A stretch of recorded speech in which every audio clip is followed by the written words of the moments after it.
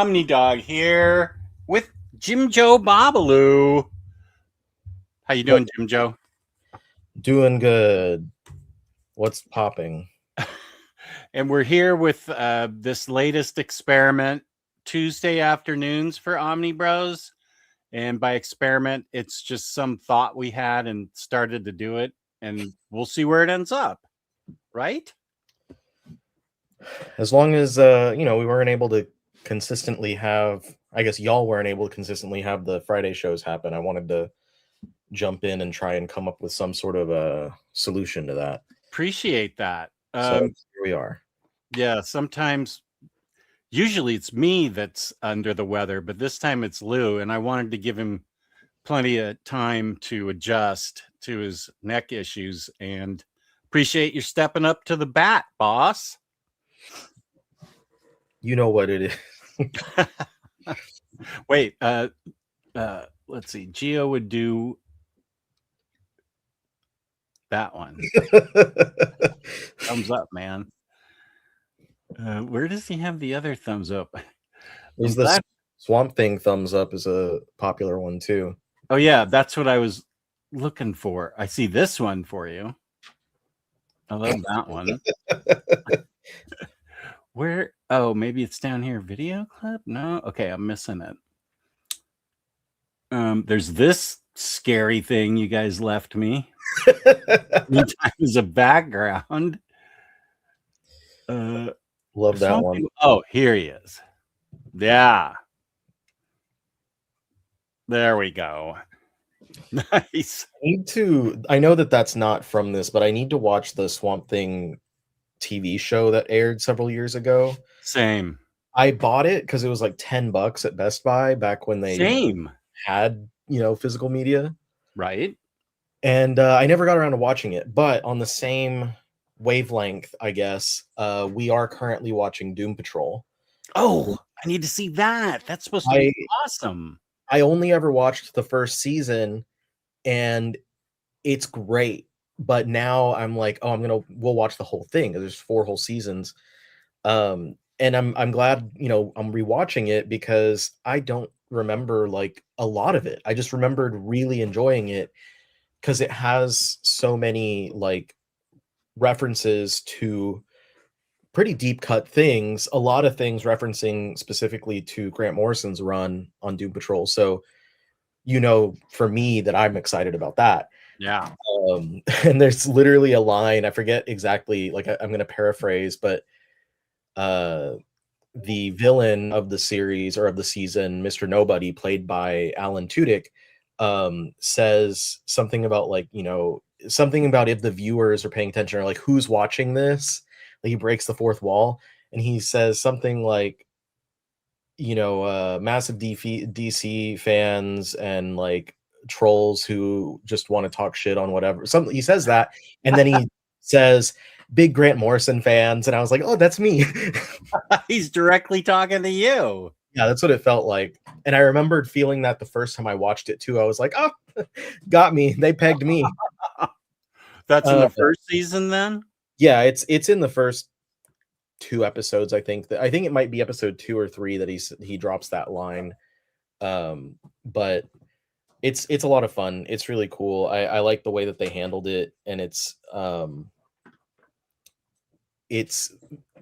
goofy but dark, and it earns like a lot of its serious moments, like despite the fact that you have all these very like ridiculous characters from the Doom Patrol. There's a lot of soul and depth to them, and they go into dark places. So it's definitely not a, it's a heavy watch, despite going in expecting like, oh, you got Robot Man and Elastigirl and Mr. Nobody is a bit. No, it's Negative Man. Is he in there? Yes. Yeah. Negative Man is it. They don't use the code names a lot. Oh. At least not as of yet. The first season, the team is it really starts off with seeing Robot Man like going from being human to being robot, and then kind of rehabilitating himself and learning how to walk and talk and stuff. But you have Rita Farr, you have Larry Trainer with the negative spirit, and you've got Crazy Jane, of course, is in there. And there's a really nice episode that kind of goes through the way that Mm. her brain works, and shows a lot of the different identities and stuff. Cyborg winds up joining a little bit after, and this is kind of still in the era where they were really pushing to make Cyborg stand out as his own thing, and like wanted him to be the I it's like he's a liaison character for, not like narratively, but like for viewers to draw them in and be like, oh, I know Cyborg, so I'll do Mm. this. Is it the Um, same actor, Ray Fisher? no, because it's not connected to the DCEU. It's another actor altogether, but this is connected to the Titans TV series. Oh, So I I haven't think seen that. there's like a crossover later, or like something where the Titans appear. But I was like, it's Beast Boy who's really the Titan that's connected with the Doom Patrol. Oh, okay. So it's interesting that they decided to switch it up and use Mhm. Cyborg instead. But like I said, I think that they wanted Cyborg to be a more recognizable character on his own, and they kept pushing for him to be like, they had him be part of the Justice League and the New 52. They kept giving him solo Mm. titles, but none of them really took off that well. So we're kind of still within that era when this show aired. But it's a lot of fun. So I'm excited to get to the material that I never watched, and it's really terrible for my wallet because it's made me want to recollect all the Doom Patrol that I had stolen. The books. Yeah, like the only Doom Patrol piece that did not get stolen was the Grant Morrison run. So I was really excited to maintain that one because like, oh, it's my Yeah. favorite. And then I found out that like a couple of them are out of print and hard to get. And um, Oh, so thus far, I also still had the newest omnibus, which was a Keith Giffen run. I haven't read Um, that. that one came out like right before or right after the theft happened, so it wasn't with all of the books that got stolen. So I still have that one, and then I repurchased a copy of Rachel Pollack or Pollock's run Mm. Mhm. that follows Morrison's, and then I just recently found a decently priced copy of the John Byrne run, which is cool because that one's out of print. And I also ordered a copy of Flex Mentallo. Oh, Um, yeah. so I had to get that. But I just need to get the silver, which is in print, bronze, which is out of print, and the Gerard Way Young Animal run, and then I'll be up to date, and I can be satisfied sitting just waiting until the day that they finally, hopefully, put out an omnibus of the John Arcudi run, because that's the last remaining major piece of Doom Patrol. Oh. Then I was looking, I only have, the Morrison and Pollack runs, and the Pollack book is literally half the size of the Morrison run. yeah, It's especially if amazing. you have, I'm assuming you have that the first printing of the Morrison that has the Vertigo logo on it. Yeah, I do. The later printings that have the DC, I think it was under DC Black Label, or maybe it had the DC Vertigo label, is at least a little bit thinner. Hmm. And so like it doesn't look as crazy next to it, but yeah, the original printing next to the Pollack one there's such a substantial size difference. But yeah, that's, I've found, interestingly enough, in trying to reacquire the books that I had lost, that I guess the most important things to me are early modern age DC, like specifically DC like titles that would become Vertigo, like Doom Patrol and Animal Man, Mhm. and kind of like the darker titles, because those are the ones that I've started focusing more on actually purchasing and reacquiring ahead of anything else. Um, this just in, James just tagged me about food items. Oh. Oh, I don't know if James is watching, but I did see someone post about this. Um, that can Well, before I segue into that, I should say that if you want to get some good prices on some good omnibus editions and you're not trying to reassemble your stolen library, you should check out InStockTrades.com. Where you can get great customer service, great packaging, and free shipping on title or orders of $50 or more. Really great discounts In the United States. within the United States. They do international shipping. You'll just have to pay the shipping cost on that. They have great discounts, often running sales. There's a red tag sale going on right now that has, as of last week, been updated with, like, I think they said 100 new titles. I just surfed through all of them today. I went through the clearance and the red tags. There's a lot of really fantastic stuff that you can find for up to 60% off. A lot of Omnis for 50 and 55% off. Really good prices there. So definitely check out InStockTrades.com, supporting us for too many years to count. Yeah.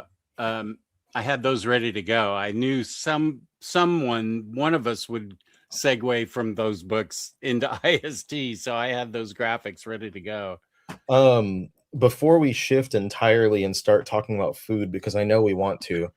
Yeah, it's okay. We can talk about whatever you want. Did you have anything that you hauled recently? Well, I did an unboxing on Sunday night, so I showed most of it there. But the main thing I got was this Batman light right here below the DC light. And then below that is the Marvel light. And Yarna had the idea, it's a good idea, but I don't think I can do it, is to put the Marvel light over here where my Marvel OHCs are, and it would fit barely, but there's no outlet over in this area for me to use to plug it in. So I think it's going to have to stay where it is for now. For which one? The Marvel sign down here. Whoops, my chair is. Oh, gotcha. That Nate and Very Fine Condition gave me for my birthday. There we go. So Yarna, it's a good idea, but it's going to have to wait. I have serious outlet problems down here. There's not enough of them, and I'm not sure how to solve that. That's kind of the main issue.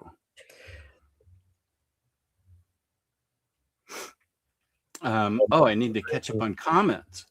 Welcome, everybody. Jesse, say what? Freddie, nonsense, the only sense I respect. I need to remember to keep calling this a Comic Salad podcast.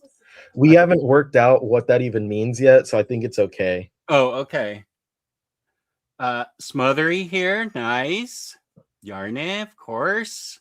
Hey, Dave Johnson, how you doing? Or do you even know this story? I don't think I've told it in the group chat about the IV gun. I don't think so. This came up on my. I spent the evening, Friday evening and Saturday morning in the ER because upper management, and I was showing symptoms of an infection for my hip. And the dressing looked like I had an infection and stuff. And so I said in the chat on Sunday night when I was doing my unboxing that part of the part that I really didn't like was they used this IV gun on me instead of just like, and it was in the crook of my arm, just like tying you off and poking it in manually. They had some kind of gun that they pulled the trigger and it shot the IV needle right in me, and she didn't have to place it. Well, Psycho Cleveland was in the chat and he was having none of it, as he works in a hospital, and he actually has a lot of medical knowledge. So I forget what he does, but he has to have real knowledge to do whatever he does. So he raised the question of whether I was high or hallucinating when I went in. Two things that are totally possible with me, but I wasn't. All I was in pain, like everywhere. And then I think I tried to take a poll, and that's where I got into real problems because StreamYard has, for me, Sunday night, Hmm. it just wasn't working. And of course, Geo starts one up last night, and it worked immediately, just right for him. But he said I didn't do anything wrong, but the the poll screwed everything up, and I just didn't. I just asked Patty today because she was in the triage room with me. I said, "Do you remember that they had like an IV gun that they placed in me?" And she said, "No, I had turned my eyes away and buried my face in my hands at the thought of watching you get the IV." And so uh, this is the latest thing that I'm having to deal with, things of my own imagination, or I'm really quite certain it happened, but They're all cycle. gaslighting you. Sorry. They're all just gaslighting you. Belgian Ellen, hello. Good to see you. I just saw that you want to read Batman Bronze Age together. That'll be fun. I'm excited about that book. I am also really, really. I'm gonna make a confession. I guess a very small confession. It's not a big deal. I'm really hoping that they are going to do omnibus editions of the early modern age Batman, like the stuff that was collected as Cape Crusader and Dark Knight Detective, because I am like 2 seconds away from listing all those books on eBay, so I can get some, because they're like some of the only paperbacks that I own still. Oh, and those are rare. They're harder to find, and I know it goes against like a massive tenet of my own personal beliefs to like do that, but I need to get some cash to rebuy some of these stolen books. Yeah. And those, like the amount that I could get from that would really help to let me get some of those other books back. So I listed something that's rare, and I'm crossing my fingers that that'll sell. Oh, before they announce the next Omni. Yeah, well, the thing that I posted, I already checked with someone at the publisher, and there's no news, no nothing internally that Okay. it's going to get a new printing or a new edition. So the thing I posted already is safe. Like for me, it's safe to stay up there for as long as it needs to. Um, but I have it ending in 2 days anyway, so Oh, that you doesn't put matter. it up for auction. Okay. Right, yeah. I'm not doing back when I first was doing stuff on like eBay, I would start my auctions at $1 and just let it go. But I don't do that anymore. I'm like starting things out at like the minimum that I would be happy with, I Oh, guess, yeah. or Okay. like the minimum amount that won't make me feel like shooting myself in the foot for having sold for that amount. Yeah. But yeah, anyway, that's my confession that I have to make, and that's the big way that I'm trying to deal with assembling my building, as you will. Rye building. I'm Building the library. Um,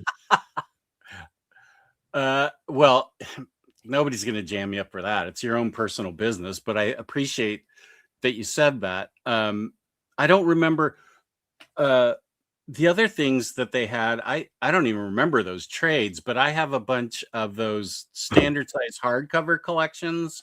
mhm. Um, Tales from the Batman, Legends of the Dark Knight. And I actually like those books. I know they're out of print and I could get Dosh for them, but I really like those books. Yeah. And there's a couple Superman ones I have too from I can't think of the artist's name, but someone will correct me. I like those. So I, but they're candidates. They're 90s. Well, there's 60s books in there too, because there's a Carmine Infantino one, Right. which I really love because he used to only do the covers, and for him to do interiors too was super fun. What was my point? Oh, so I don't want to sell those. I wouldn't. Yeah, I get what you're saying. Yeah, I wouldn't like it wouldn't have been something to cross my mind if I wasn't in this situation. Right. And I'm like, you know, the more and more detached from the event itself that I get, the more like I realize how much I care about some of the stuff that was lost. Like I Mm. knew that I care about it, but it's like it's like I'll be watching something or I'll be on the internet and I'll see someone talking about something and then I'll be like, oh my gosh, I used to have all of those. Like the amount of I'm really upset because I have none of my Green Lantern stuff, Mm. and I've had so many people around me have been reading the John's run for the first time, and I'm like, oh my god, I used to be able to just go to the shelf and I have GL 1 through 3 and Core 1 and 2, and then Red Lanterns didn't even get to be added into everything else before it was taken. But I'm trying to track down a lot of those Vertigo and early modern DC titles right now, and finding a lot of them are still easy to get, some of them are not. I was looking at all of like the Grant Morrison stuff, and I think the only main thing that's like out of print and hard to find is it was a hardcover that had Sebastian O and the Mystery Play. Oh, Uh, right.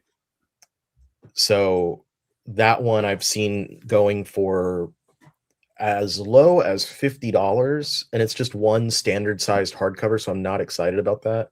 Another one that really was a kick in the nuts was like last week. There was someone mentioned on Twitter Kyle Baker's Plastic Man, and I was like, oh yeah, I Oh, forgot yeah. I need that. It's like $300 on eBay Fuck.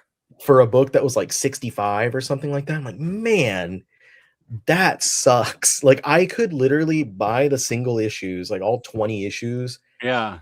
get them custom bound into a hardcover, and it would still be less than what they're asking. Significantly. I probably could do it twice and it would still be less. There's a couple of really important, what I think are important books from Kyle Baker that are way out of print. One is uh, uh, Saturn. Yeah. Why I Love Saturn, or what am I thinking? It's the one with the roommate that's dressed up as, or his sister. I can't. Why I Hate Saturn, I think it's Yeah, called. that's it. Why I Hate Saturn. Yeah, that thing's. I don't even know if it's listed, but I feel that was one of the first kind of graphic novels that I remember picking up in the 90s, and I don't think it's been reprinted since. And it's an excellent, hilarious, really well drawn and written book. It's not expensive to get a copy, but Oh, it's not? Okay. it is like out of print. Hmm. So you could get one for like $10 ish. Oh, okay. Everybody needs to do that. Yeah, they're Here, gonna move the keep needle on reading, that one. keep reading prices, and I'll go get it and bring it in so I can plug it. That one, you can easily get a copy of it. The paperback, I think there's a hardcover edition that's a little more expensive, but you can easily get that. The hardcover even is going for under 20 plus shipping and stuff. So it's not super hard to get that one. But the Plastic Man one is a real kick because I was such a heavy crusader for that one actually getting collected. Because I think that run only was ever partially collected. There was like two paperback editions. The one paperback had a weird like vinyl cover to it. And then they never collected the latter part. And I loved those two paperbacks. I bought them. Talking about Plastic Man by Baker. Oh, I bought those and I loved them and I loved the style of them, both his narrative and the art style that he used. It was very like John K. Ren and Stimpy style looking. Uh, oh, that because Baker is an artist that like utilizes so many different styles in his work because he has stuff like that, he like very cartoony. mm-hmm. He has stuff like I think he had a Hawkman story in Wednesday Comics that was very like computer graphic style. Oh, And I wasn't a fan of it, but it's just really interesting to see an artist who has such a broad style or broad ability to reach so many different types of styles as Baker does. But his Plastic Man was just super cartoony. It was amazing, really well written, a ton of fun, full of laughs. And when DC finally did do that deluxe edition hardcover, it was everything that I could have asked for and more. And the like rubber belt that they put oh around it yeah. was such a nice little touch. And like I knew that that was going to be something that, I mean, I bought it day one when it came out, but I knew it was something that was probably going to not have a massive print run, just by how specialized the release was. Yeah. And I also figured it's probably not something that's going to come back into print, at least not anytime soon. And if it does, it's probably not going to have that band around it, which would make the first editions worth a lot more. But I'm hoping maybe one day I'll get lucky and find a copy somewhere, or maybe someone's selling one that they don't care or they don't know what they have on them, or maybe someone takes pity on me and sends me a copy because they like me. I know where it is, but I was hesitant to bring it in because I didn't want to like rub salt in the. I don't want to make you upset with the. No, yeah. Let me catch up, and then I'll show some of this. I'll show some of the Kyle Baker stuff I have. Bird of Clay checking in. Thank you, Bird of Clay, for being here. Doc Elevator and Doc Elevator. Hey, how's it going? Didn't mean to skip over you. Belgian Ellen loves the 2:00 experiment on a weekday for us. Same with Bird of Clay. Love myself a show for the Europeans. I figured this time we get such a different crowd because I think it's a lot better for those across the pond, so to say. Mm-hmm. Love your low taper fade, Jess. What is he talking about? Your haircut. I don't know if I'd specifically label it as a low taper fade, but I like that. I have a low taper fade, man. Usually, as far as I'm aware, it starts out like hugging your skin. Oh, yeah, no, I don't do that. I haven't cut my hair. I think it just dried weirdly. It has a mind of its own when it dries. So I don't know. But thank you for the compliment, Yarne. Jim Joe Babalu, is Ivy gun real or fake? Fair question. The real question is, am I real or fake? And does that have any bearing on the validity of my answer? Or your appearance, even. You could be AI, well, I'm blowing the joke. I can't think of what that annoying AI thing was. Max Headroom. God, he was annoying. Like the first time I saw him, I was like, hey, that's funny. And then from then on, I was like, oh, just shoot the TV. Actually, I don't even think you were born when Max Headroom first came out. No, I probably wasn't. I know what you're talking about though. And the I need to get my titles and stuff straight, but the someone who was involved with the making of Max Headroom was like a director on the 1993 Super Mario Brothers movie with Bob Hoskins. Let me double check exactly who I'm talking about.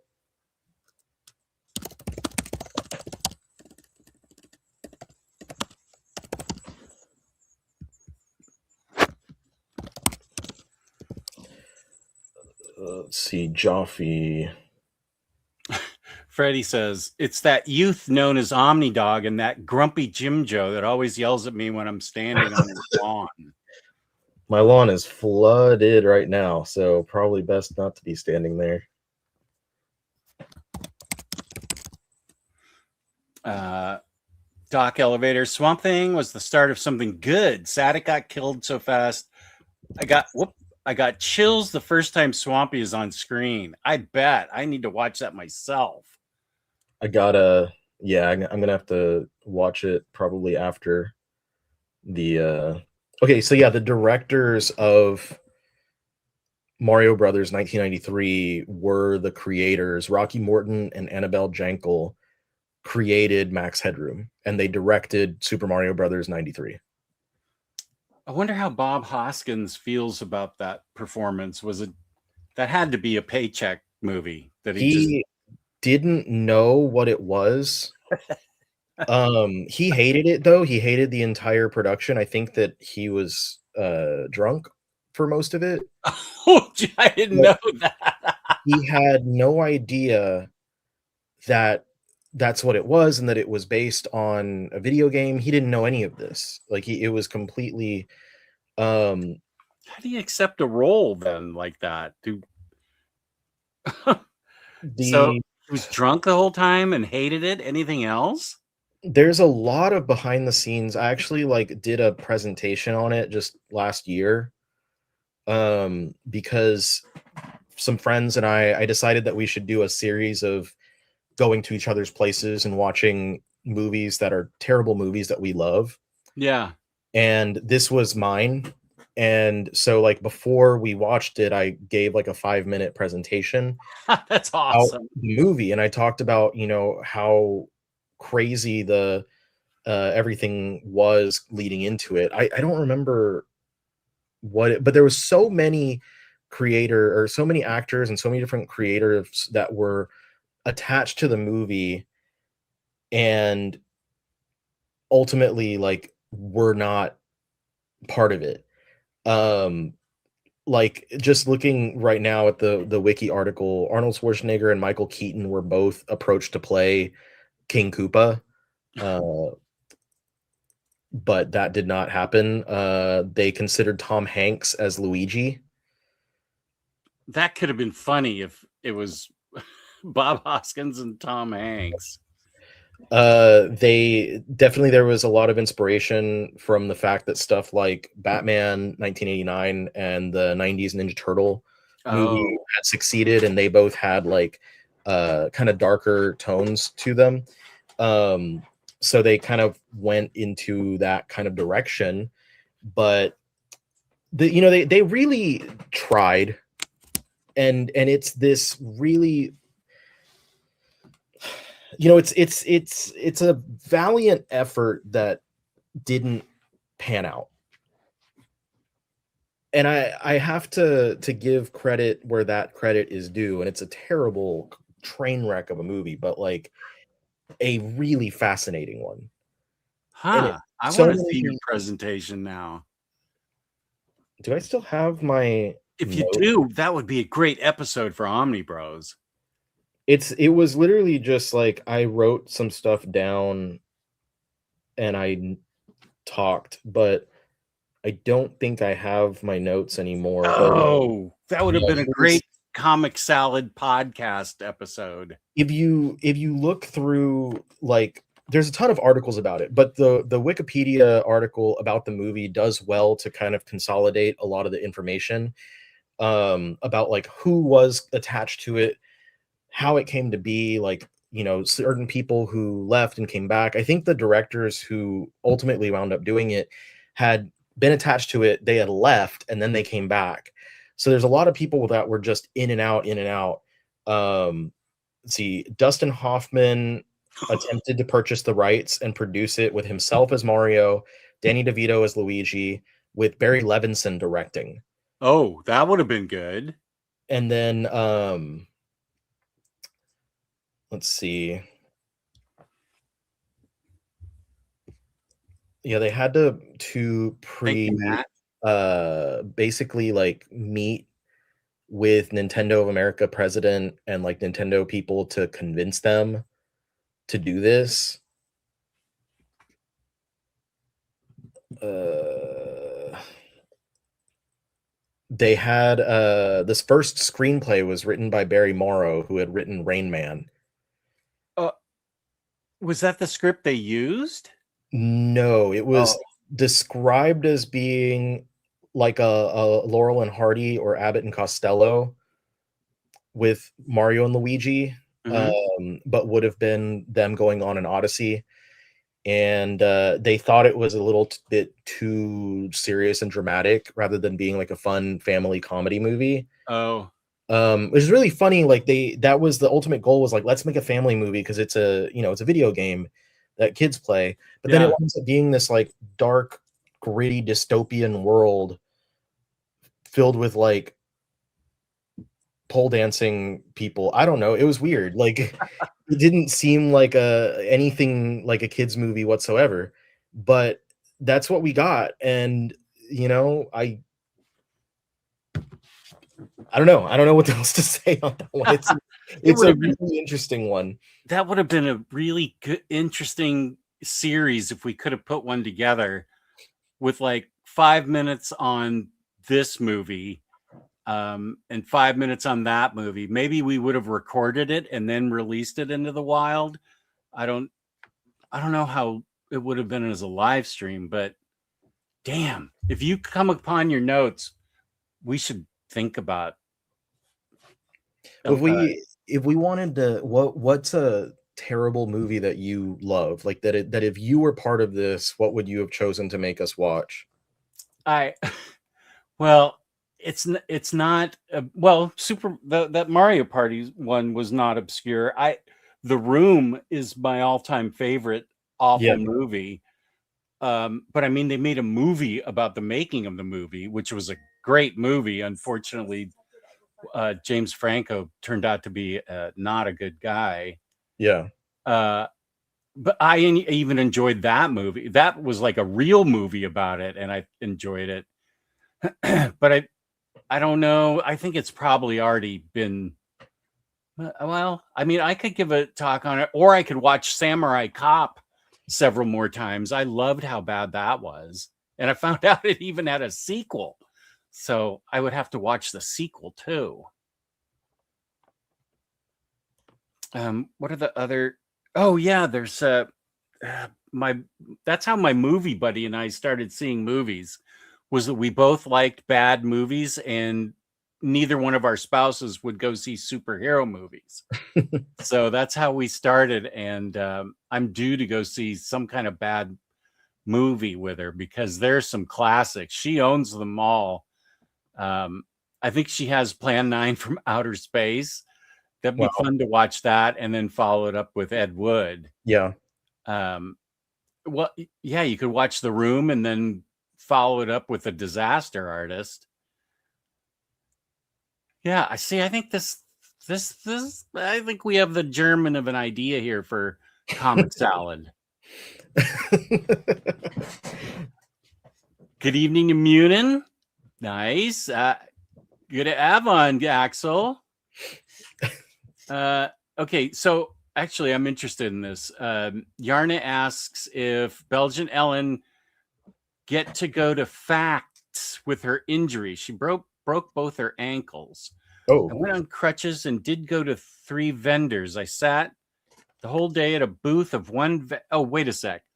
Facts. Facts must be some kind of European con. I thought Facts was like some type of injury lawsuit, yeah. European attorneys that she was going to sue for her broken ankles.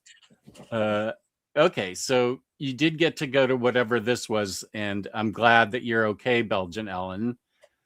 Did you? Oh, we have a cat. Yes. Yeah, it was it's on No, IST last I checked also. I just haven't cat. had a chance to order, but I Oh, have a this is Lily, the little cat that visits us. surprise cat. Where are you? There you are.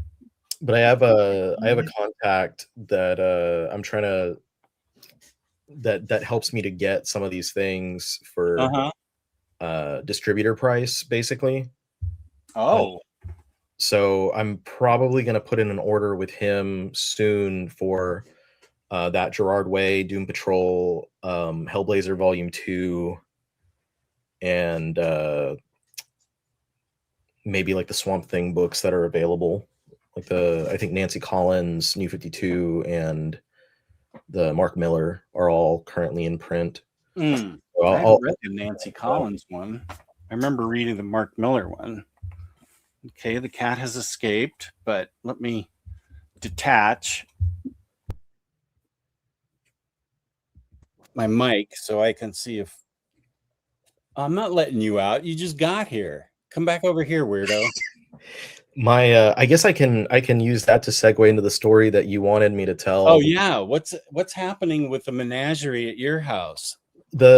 So well, I was explaining the etymology, I guess, the secret origin of Toast's name.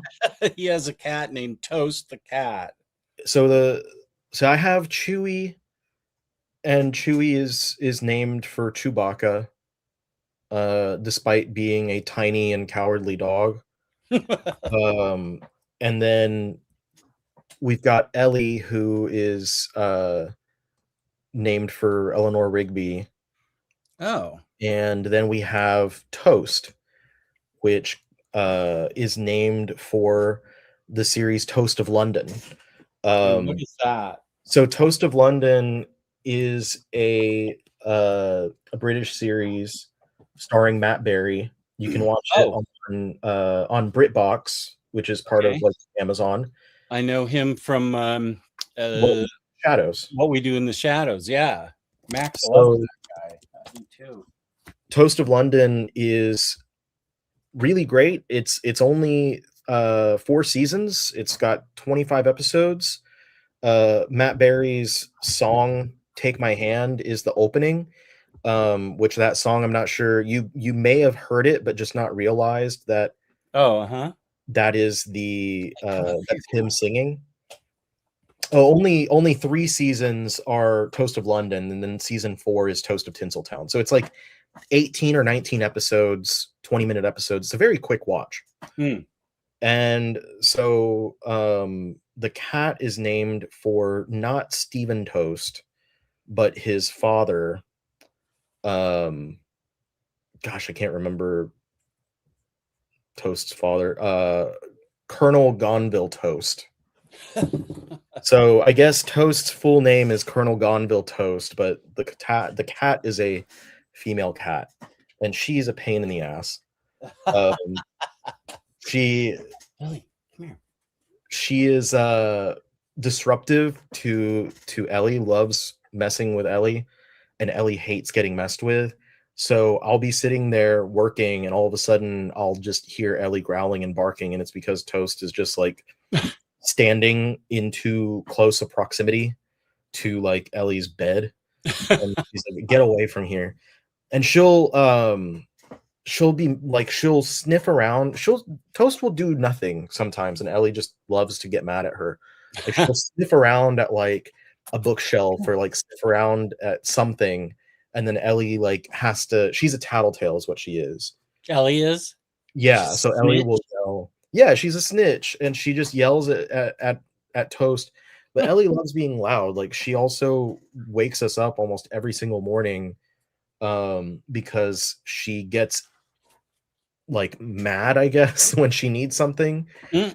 So she's like, "It's 7 o'clock. It's time for me to go pee." And so she walks to the bedroom door and barks really loud, like as loud as she can, to get one of us awake. And it's always me. So I have to get up and let the dogs out real quick. Ooh, ooh.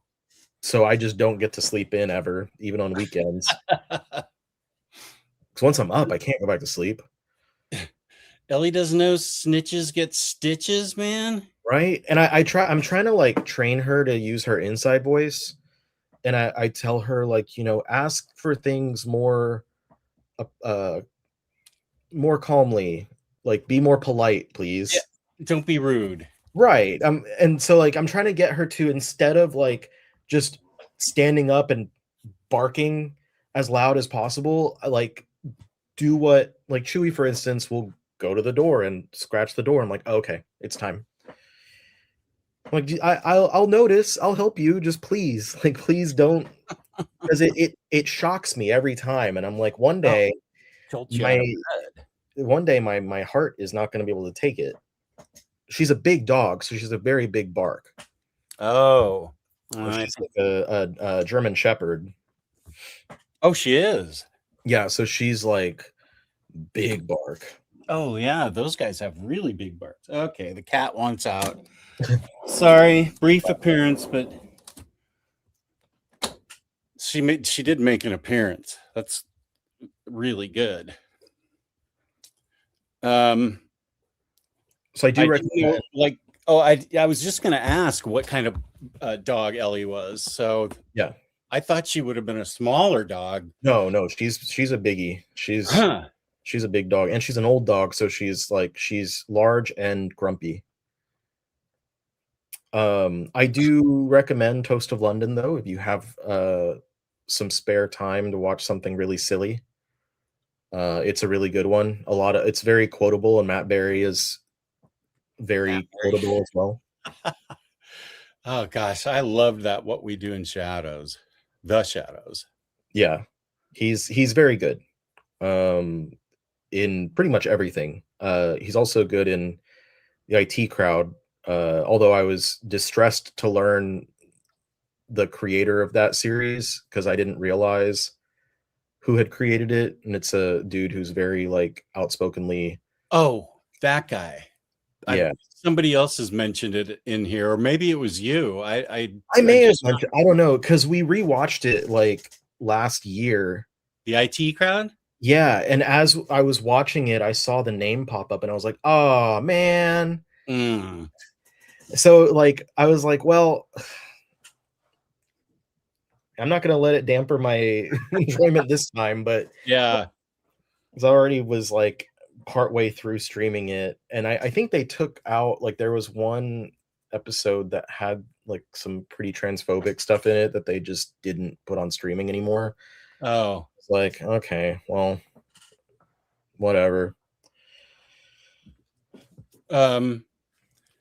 Freddie says he still needs to find Milk Wars. The End of the Way Deluxe is nonsense without it. Did that one get it? Okay, I don't know why they didn't include it with that. I will say that. B, I had every Young Animal book. I still had all the paperbacks. It was one of the sets of paperbacks that I still had. I had all of my Young Animal, all of the Hanna-Barbera stuff from around that, like Flintstones. Yeah. We talked about that stuff a lot. And I had all of the Hellblazer paperbacks. And those were some of the last like paperback stuff that I had left. But yeah, I don't know why they didn't include Milk Wars with that deluxe edition.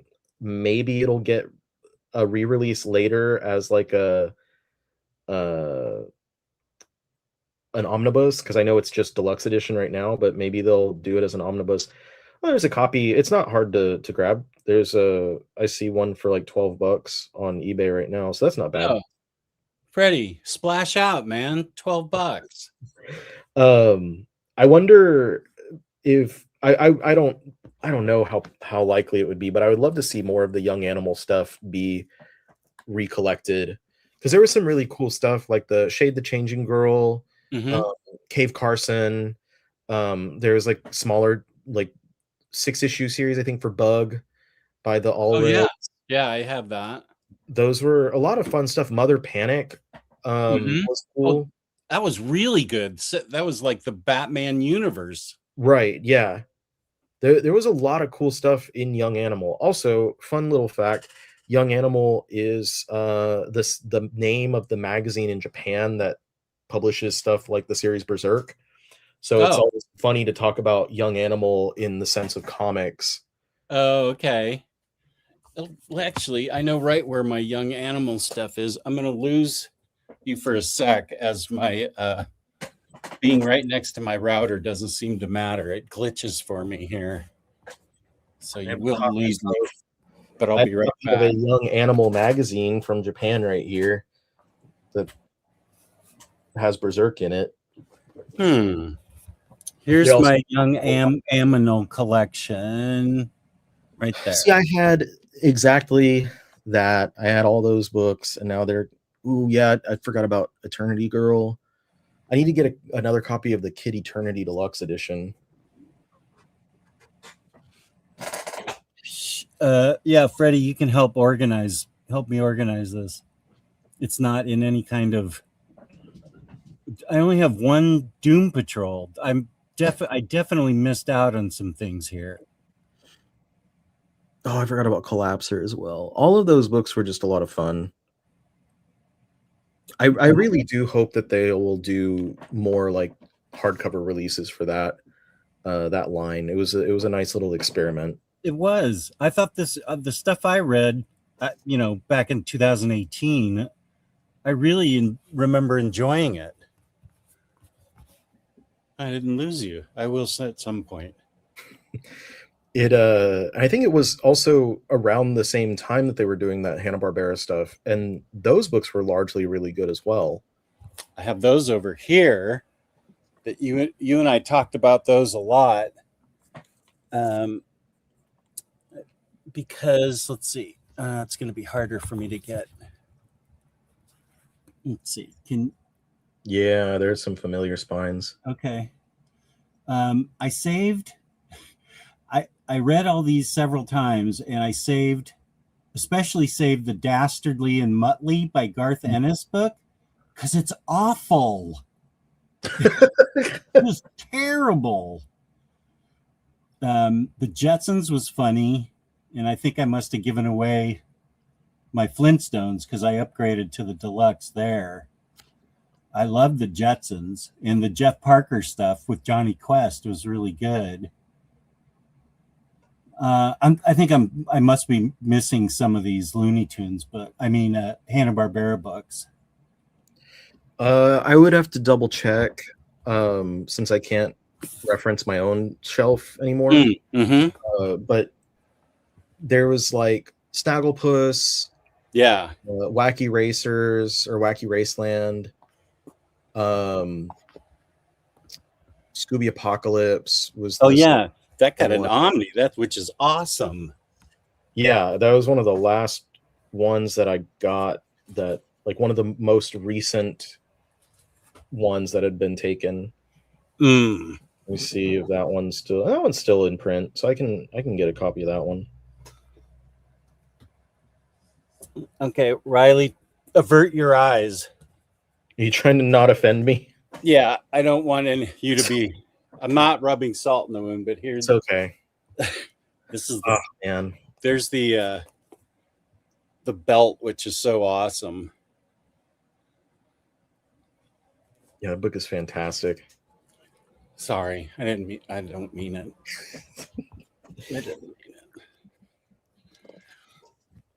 I didn't lose everybody. That's good. Let's see. Let me catch up with some questions here because I'm like an hour behind because we have been having fun talking. We're yapping. Yeah, I looked, and the Palookaville hardcovers that don't have Clyde fans material in it are 24 and 25. I better place my order for that.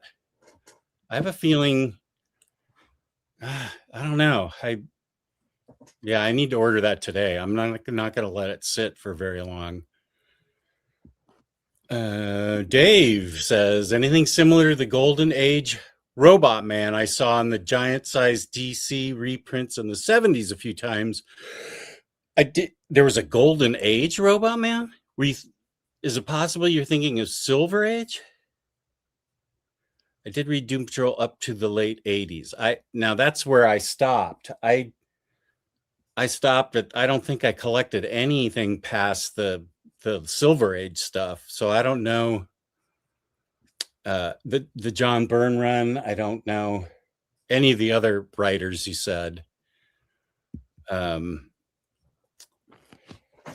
Oh, Freddie, you rat bastard, you. Fingers crossed Spider-Boy volumes 1 through 3 in a haul soon. No, you're baiting me. Your comic baiting of me is not going to work. How dare you?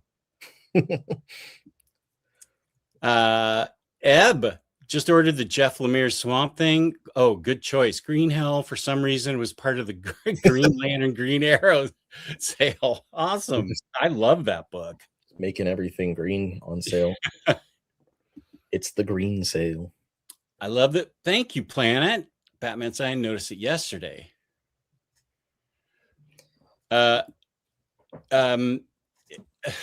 Except it's not our house. We'd have to pay for it ourselves. And it's possible, because I didn't think of it beforehand, that my completely double stacked 5x5 Kallax might be hiding a couple of outlets, and I dread the idea of emptying that. But and I'm sure behind me there are more outlets. So I think I need to do some reconnoitering of what's behind my shelves.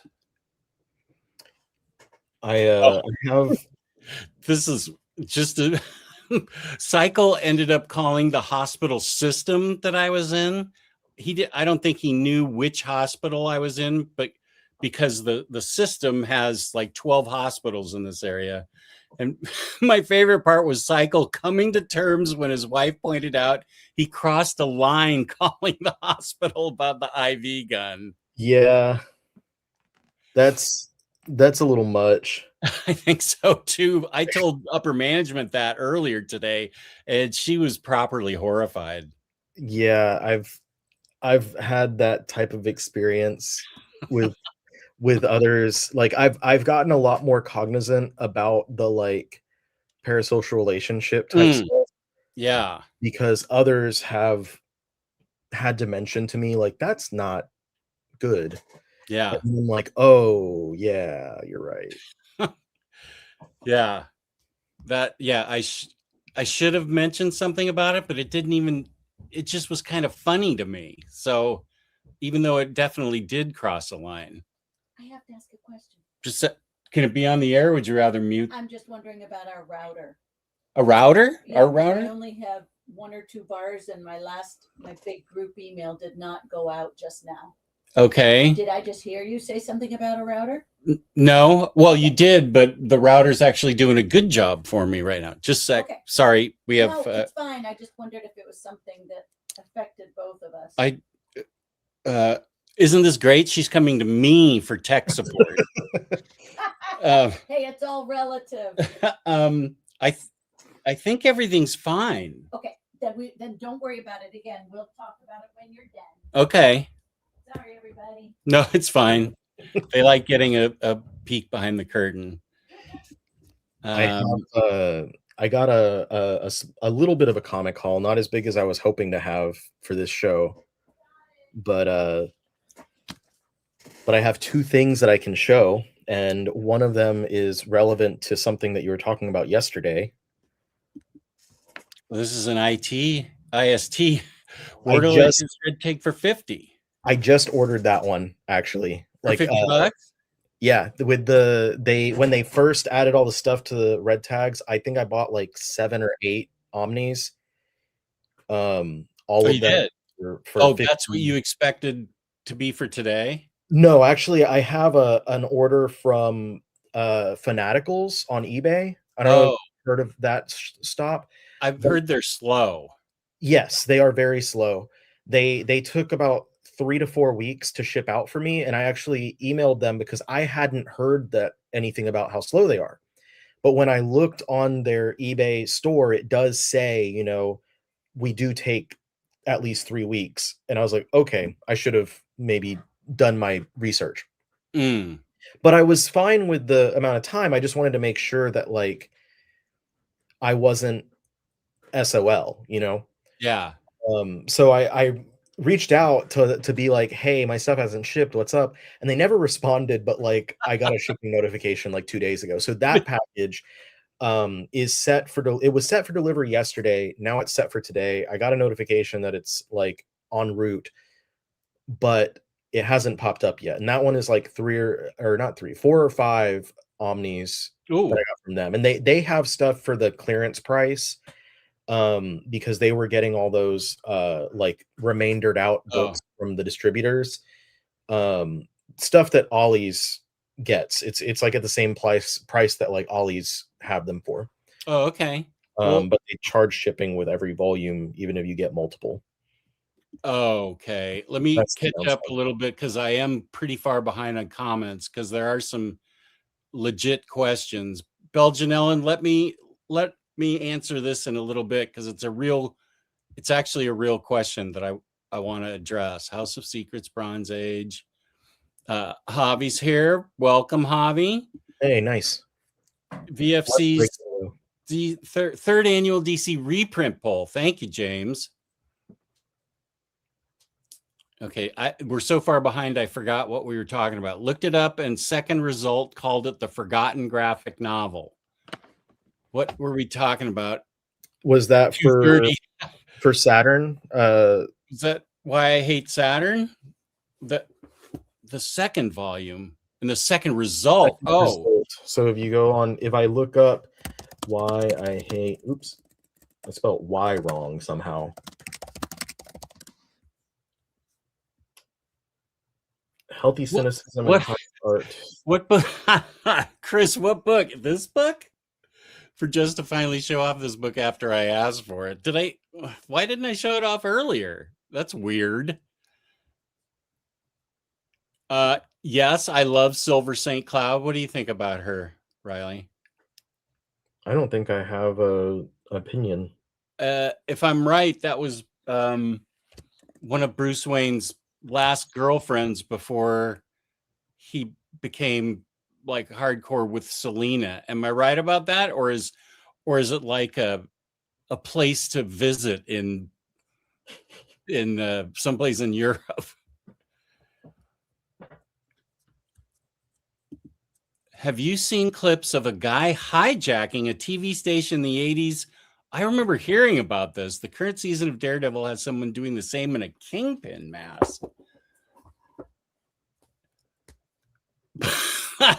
Bob Hoskins officially apologized for the Mario movie. Oh, my bad. He didn't apologize. He expressed regret. Yeah. Okay, Belgian Ellen's a fangirl. And okay, yeah. That was who I thought it was. There we go. That's okay. I know when Lily came in. That Marshall Rogers Batman book is really good. A bunch of martial art in that Englehart hardcover if you want to save a little money. Belgian Ellen asking Yarne about that book. Geez, I just looked. Yeah, we're all looking on eBay right now. That Englehart hardcover isn't much cheaper now. Oh, it was Chris that talked about the IT crowd. What were the other two great shows? And Chris can't even watch it anymore. Gosh, I forgot. I looked into it when we were watching it just so I wouldn't. Yeah, so one of them was Black Books, and then I never watched Father Ted, so I don't know if that might be the one that's being spoken about. But he also did one called Count Arthur Strong that I never watched. And that was after IT Crowd. But yeah, Black Books was another, kind of kick in the gut because that's another one that I watched when I was in college, and really enjoyed. The IT Crowd is the only one I know about, and I've only seen a little bit of it. Far Sector is Young Animal 2, the Green Lantern book. Is it Young Animal? Yes. It was like the last thing that they did for Young Animal, and so I don't know that it ever got the Young Animal trade dress on any of the collected editions.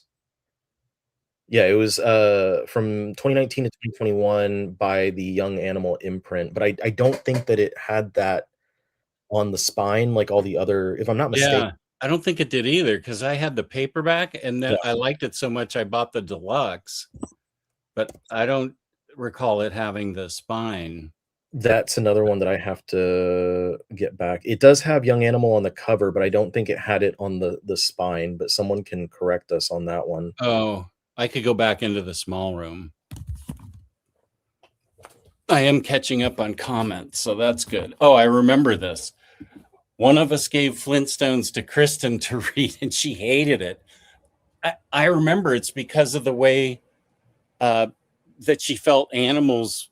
One of the reasons was the way the animals were treated in it, like the garbage can was like stuffing it into the mouth of some animal, and the dispose all, and you'd bowl with armadillos or something. Had she never watched like the Flintstones cartoon? You know, that I don't remember. Freddie might have remembered. Because that was all plucked directly from the original cartoon too. Yeah.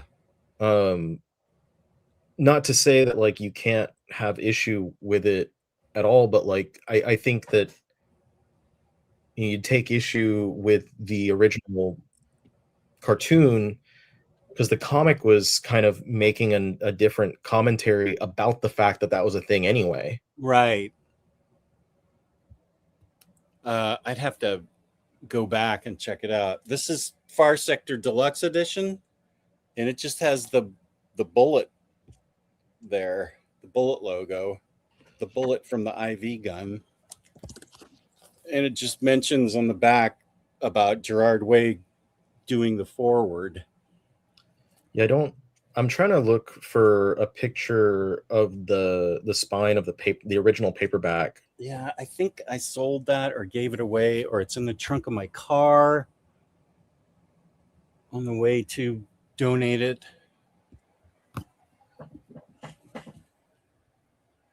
Mr. Negative really wants to get the Scooby Apocalypse book. Love Scooby-Doo, and that sounds like an awesome book. I think Kane, the Amazing Kane, is about halfway through or something, and she's loving it. I would love to read that too. It was a fun book. It was not my favorite of all of those. I'll just call them Hanna-Barbera Beyond because that was what that line was originally supposed to be called. It wasn't my favorite of the Hanna-Barbera Beyond books, but it was pretty consistent throughout, and I think fun and full of little Easter eggs for fans of Scooby-Doo. So if you are an existing Scooby-Doo fan, it would be a fun one to look at. Oh, Yarna says all the Palookaville hardcovers are still in print, so I think you're okay. All right, thank you. Everybody saying hi. Oh, here's the man of the hour who crossed the line calling the hospital. Even his wife called him out on it. Harvey, welcome. Kind of. Why I hate Saturn. Okay, thanks. That is what they were talking about. We were talking about that, yeah. Let me just address Belgian Ellen, and then you can help me with Jesse Saywhat's question. I haven't read any comics in the last 3 years. Oof. Any recommendations, preferably DC stuff? I haven't read any of the new stuff from the past 3 years, so I probably not. Okay. Let me address Belgian Ellen's comment or question. She asked about the Bronze Age. You can do either House of Secrets or House of Mystery. They're both, supernatural horror stories with the occult and things like that in it. The art is great throughout the entire line. They often have covers on the comics. They had a lot of covers by Neil Adams and other great cover artists, and so the art's great. The only thing is, if just to set your expectations, it's not like an EC book where there's horror and you can just see all kinds of grotesque stuff. Not that that's what you're looking for. I'm just saying that it's not as visceral as the EC things because of the comics code. So it's a lot of things off panel and a lot of things without any blood. I like the Michael Fleischer Spectre stuff would have been a lot more horrifying had they been allowed to put like blood in it. So that's sort of just defangs a little bit the horror element, but it does have a lot of well-written short stories with great art. So you might want to, well, I don't know if you have access. I don't think, does Europe have access to the DC the DC digital library thing? I'm not familiar with New Zealand's donut situation or Europe's DC Comics digital situation. So you might want to taste test it first, so to speak. But those books I loved when I was a kid, and I still collect them all. So there's my answer. And Jesse, say what? We have to we could do a long I could do a long video just on this. But I want to get to Riley's Hall here. My cat Aurora says hi. It sounds more like mwah. Lily's meow is so tiny you could barely hear it. I wish that was true for Toast. Harvey asking us questions we can't answer as usual. Oh, it was out of print. Yeah, sometimes I don't want to spotlight a book because of that. It'd get FOMO going, but we'll talk about it. I think you're right. Paperback had Young Animal just on the cover, not on the spine for Far Sector. I recalled having that one rather than when I had the paperback, rather than putting it with the Young Animal books, I recalled putting it with the DC books. I think I put it with my Green Lantern books. Same with me, yeah. And when the deluxe edition came out, I switched it out for the hardcover, which I still need to reacquire. But I know that one did not have Young Animal on it. So it was easy to forget it was even part of the line, but I think it was like the last thing that they put in there. Oh, okay. I never even knew that. This is a good point. I don't think we even thought to ask if Kristen was a fan of the Flintstones cartoons. That's a good point. I can't talk about I can recommend House of Secrets, the Vertigo title. Oh, that was completely different. By Steven Seagal and Christensen. Yes, yeah. Seagal and Christensen was a very different book. It was, and they're a really great team of creators. And I feel like Seagal has kind of just fallen. I don't know what he's done if he's done anything recently aside from I believe he's part of Man of Action, which is a group that like created Ben 10. So I assume that he's still working with Joe Kelly, Joe Casey, and Duncan Rouleau on stuff with that, but like I don't know what he's been up to as far as comics goes for the past 2 decades or so. Yeah, that Superman book he did, Up in the Sky, that was all about his confliction with writing comic books. That one was so good. Yeah. Because it was like such a peek inside the head of like what is it to be approached to take on such a big character like that. Yeah. And it was a really interesting look at that. And yeah, that was with Christensen as well. But that duo, they did House of Secrets for Vertigo in the mid to late 90s, and that series was really good. It kept, a lot of the horror aspects and the occult stuff, but it also had a lot of really like personal things with the characters going on. And so that was really good. And if you're a fan of those early Vertigo titles, the mid 90s stuff, I think that you definitely would enjoy House of Secrets, because it has that kind of house style that those books had during that era. I'd show it, but for some reason it's not right behind here. I do actually still have my copy. It's just in library 2, so Oh, okay. All the way on the other side of the house. It should be right here. There's no way I would have sold that book. I love that book. But I do recommend it. I don't know, it might still be available in print. It's only like 27 issues. It was 25 issues plus like a 2-issue mini or something like that. Let's see. Secrets. Well, what in the world? How is it not here? I don't have another place for my DC Omnis really just yet. Is the classic one getting reprinted? I think let's see, House of Secrets. I think House of Mystery Volume 1 and House of Secrets Volume 1 are getting reprinted, but I'm not, okay. Since I already have them, I didn't really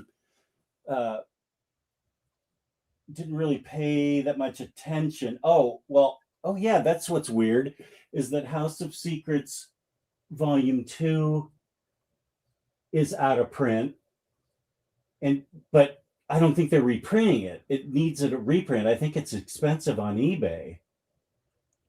So the Vertigo one is also seems to be out of print. It was $75 originally, and the only copy with a very cursory look that I found is coming out of Canada at $106.25, but they've marked it down from $125. What's shipping from Canada? $8 billion? Oh, $20. That's not bad from Canada. I think because on eBay they like adjust shipping prices. Like if you're doing shipping through eBay, they have pretty decent prices for international. I don't know. Don't quote me on that. Never quote me. Don't quote me on anything. I just did a video that dropped this morning, and I'm wrong about several things that I said in it. People were nice in their correction of me, but they definitely corrected me. Speaking of Vertigo stuff, though, that leads towards the first of my 2 books in my haul today. Let's see. Gio sent me this one. Gio sent me as a replacement for a stolen book. This is the Kill Your Boyfriend / B Monorama Deluxe Edition. Both of these are miniseries that were by Grant Morrison and Philip Bond. I believe he does the Good job, Gio. Oh my gosh, there were surprises inside the book that I didn't even see. There's a little Oz bookmark. That's cool. And a Gardevoir card.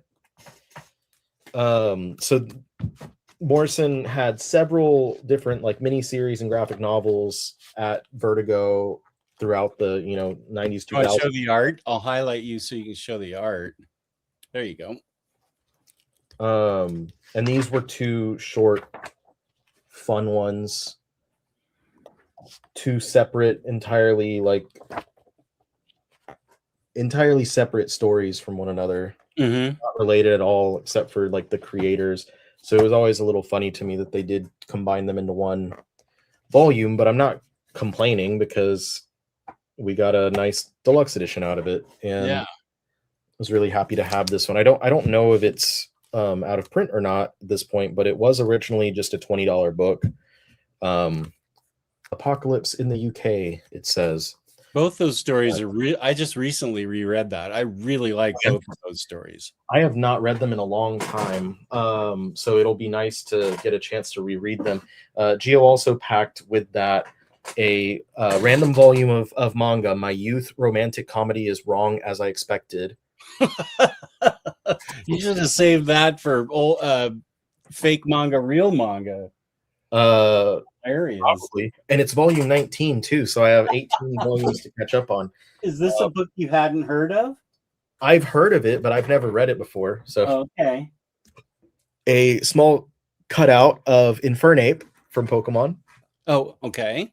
And a loose figure of Fang from the Sonic franchise. Oh, that's nice. And a little metal Wolverine. He's heavy as hell and very top heavy. Nice. And a Sonic the Hedgehog. Classic Sonic. That's a gift from the heart. He loves Sonic and Pokemon. I know that. I just sent him 2 Sonic figures that he needed because I found them at my local Target and he had been hunting for them. So I got him Chaos and Tikal. Now the other book, and this is one that I said relates to what you were talking about, is the in our chat is the Kieran Gillen. Oh, yeah. We were asking about his Generation Hope. Mm-hmm. And Omar and I both answered, and I said that it's a spin-off from Fractions run, which preceded this. And then Omar said that it is worth having as a companion to this run. So this just came out like a week ago, I think, last Tuesday, and it collects not just Gillen's entire original Uncanny X-Men run from 534.1 through 544, as well as the 2011 series 1 through 20, but it also has Sword 1 through 5 and Regenesis #1 and AVX Consequences 1 through 5. So a lot of this is, I want to say about 15 issues of this is already in the Avengers versus X-Men omnibus, if you have that, but it does have a lot of stuff that has that nice chemical smell. Yummy. There's a lot of stuff in here that's not in that as well that makes this, I think, worthwhile. I haven't read that, and I know Crisis loves the Gillen X-Men stuff. Where would I read? Freddie was nice enough to search for the Generation Hope books for me and said they weren't expensive. Where I have the first trade. So where would I read those in the run? Are they at the end of the run? So the if you read the Matt Fraction run, he has an arc called the 5 Lights. I don't remember what the full title. Hold on, I'm looking for it. Okay. X-Men 5 Lights. It is clearly out of print because Amazon does not want to show me that book.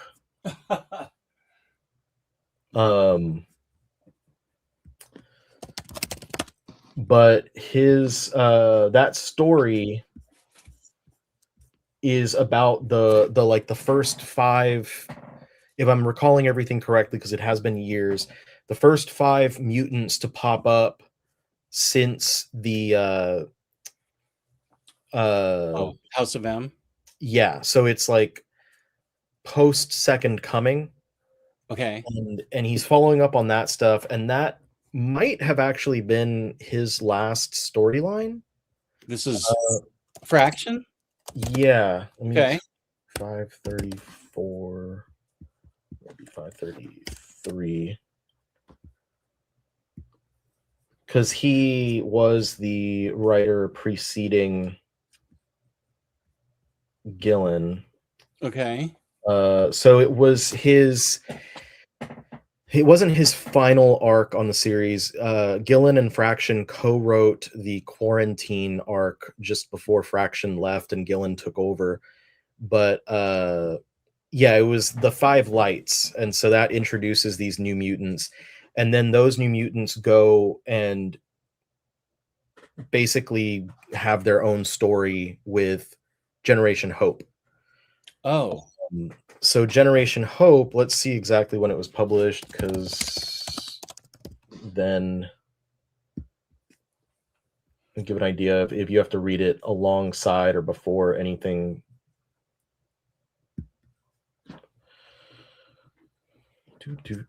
Yeah, I would like to know where I'm supposed to read it. So November. I just want to make sure, like, if it was being published slightly later. It's okay. Take your time. Everybody wants to know the answer to this question. So it started like immediately after that arc. So it's before it's Gillen's run. It is before the material in this omnibus. Okay. Issue 1 debuted the same month as Uncanny X-Men issue number 530, which is the beginning. Like 5 Lights ended with 529. Okay. And then Generation Hope spins out directly after that. The next. So if you are reading Fractions X-Men, you read Second Coming, and you read the stuff that comes after, you would read the 5 Lights, and then you would read alongside X-Men, basically, you would read Generation Hope. Okay. And that's when Gillen comes in, and he's a co-writer for a few issues of X-Men before Fraction leaves, and then Gillen takes over for the rest of the series. And he writes Gen Hope at the same time, and then he leaves that one after volume 2. I don't remember how many issues, probably 10 to 12. And I don't remember who comes on as the writer. Oh, Freddie knows that. He says that's why it wasn't in X-Men by Kieran Gillen, because the 3rd volume was written by someone else. I think it might have been by James Asmus. It was. That was the name. Yep. Okay. You're exactly right. So yeah, Gillen did the first, I guess, 12 issues and then left, and then James Asmus comes on and writes the last like 5 issues, 13 through 17. Okay, cool. I really, sometime this year, I'm not gonna promise it because James is in the chat and he'll remember too much, but I'd like to get around to possibly thinking about reading that era, the Utopia-ish area, and House of M, like right in there in Second Coming and stuff, because I really enjoyed the what was the book I did? I did a old reader, new reader with Maddie and Omar and stuff. It was what was the oversized hardcover that leads into Cable making off with Hope, and Messiah Complex? Yeah, Messiah Complex. I read that and liked it. I read the Cable miniseries, a big chunk of it, and Omar told me what to read next. So I like that time period. That's very interesting. So I would like. They're doing like a Messiah trilogy omnibus, I think. If I'm not mistaken. Let me double, because I if it's not something that I'm gonna get, I usually just like let it fly out of my head. Yeah. X-Men Messiah trilogy omnibus. Yeah.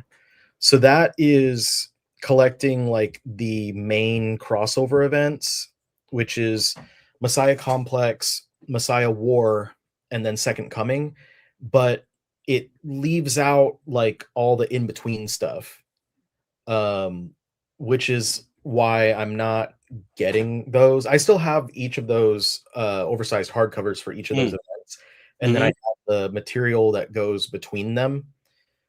I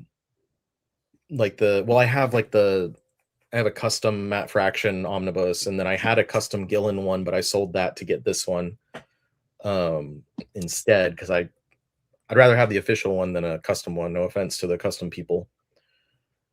But yes, there's a lot of context between those storylines that is worth having, especially because like Messiah War is a follow-up to Messiah Complex, but it's more of a X-Force and Cable story. Okay. So it's like, while it is part of this trilogy, it's like Messiah Complex and Second Coming are here and here, and Messiah War is up here. Like it's Okay. like a, Oh, if that makes sense, like yeah. the relation wise. So it's related, and you do want that context, but there's a lot more going on here that involves directly what X-Force and Cable are doing in the meantime. And then there's a lot of stuff in between here, between Messiah Complex and Second Coming, that involves what like Uncanny X-Men was doing. And so Okay. it's kind of like Uncanny X-Men is doing all kinds of stuff over here, and then Cable and X-Force are, and then they all converge into this other storyline. So that's why I'm not really interested in the trilogy omnibus, because it leaves out a crap ton of content. Oh, And I got it. feel like it would be an extremely awkward read to be like going from it's like, I don't, you're just skipping out on a ton of important storylines, because that's between, if I'm not mistaken, between Messiah Complex and Second Coming, you have the X-Men go through Manifest Destiny, so they relocate to the San Francisco base, and Okay. you have the Dark Avengers versus X-Men, Dark X-Men storyline, Utopia X. Okay.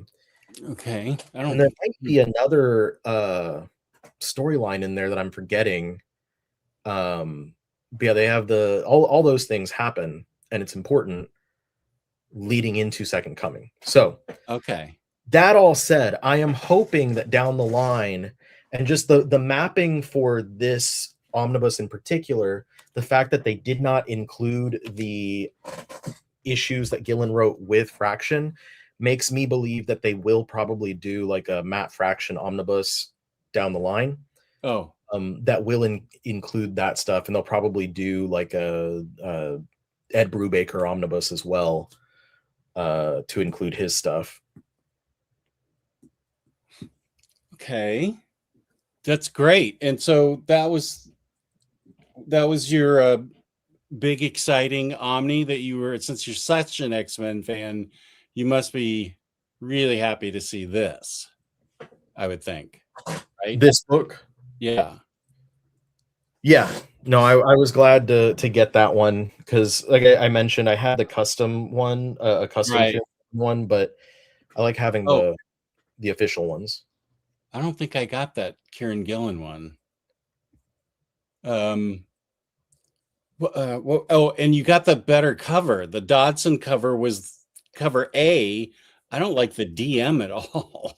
I love Yeah, that cover. yeah, I ordered it from the, the guy that I was saying is giving me good like distributor prices on this stuff. Uh-huh. I texted him. I was like, "Hey, can you get me this one?" And he asked me like, "Is the standard cover okay?" And I was like, "Yeah." The other ones, it's not a bad cover. It just was Right. not that. I didn't really care for it.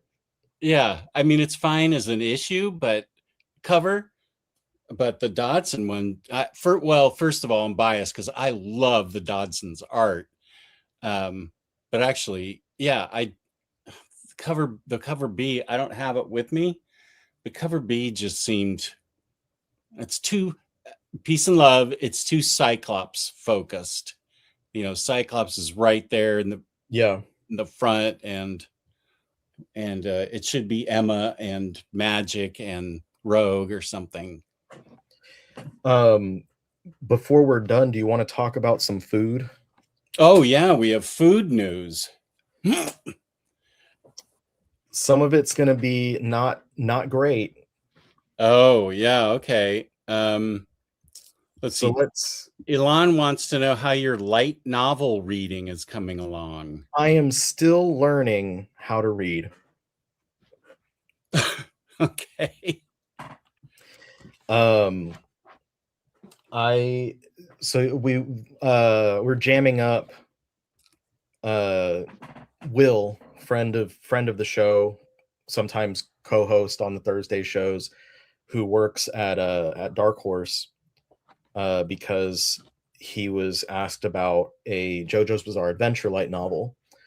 And light novels are just word books, but like they're Word manga books. related. They are word books, but like not very. It's like usually they're like middle-aged books, you know, like middle grade books. Okay. Sometimes a little bit more mature than that, but they're not that wordy. I Like see what you're saying. as far as word books go, they're not the most word book.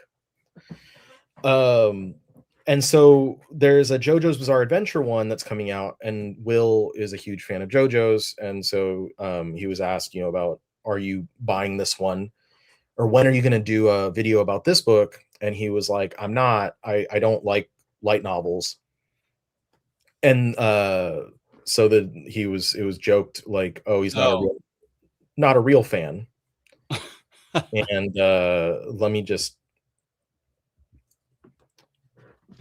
So yeah, it was someone says fake fan, and then I said, I don't like light novels, but I collect the ones based on series I like because I ain't a fake fan.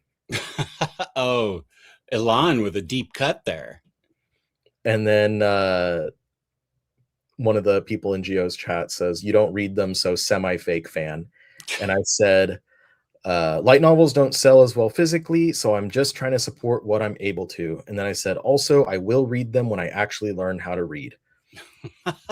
Which is a long-running joke, mostly a dig at myself. I always talk about how I don't know how to read because I have not read a book without pictures in so long. Same. And then one of the members of Geo's chat says, let's set up a reading light novel class like it's a school class. First part is going over the alphabet since Omnibus Collector can't read. And I said, I know some of the letters already, so it might have gone pretty quick. And that's where Lobster Hybrid comes in and says, we believe in you. Good luck. I said, thank you. It's been a very long time coming. Okay. That's hilarious. There's the context right there. And I do have a lot of light novels. But like I said, I have One Piece and Naruto light novels, and I'll get that JoJo's one as well, but I haven't read them. I just flip through them, and because they do have pictures in there, so I'll look at the pictures and be like, ooh, and then put it on the shelf for later. When is later? I don't know. But I try to support where I can, because like they don't sell as well as manga, and a lot of stores have actually stopped carrying them altogether. So if I'm at least buying a couple per month that come out, like that are related to things that I like, that at the very least gives them a little bit more, like the retailer, an idea that there are still people buying these, so we should still stock a few.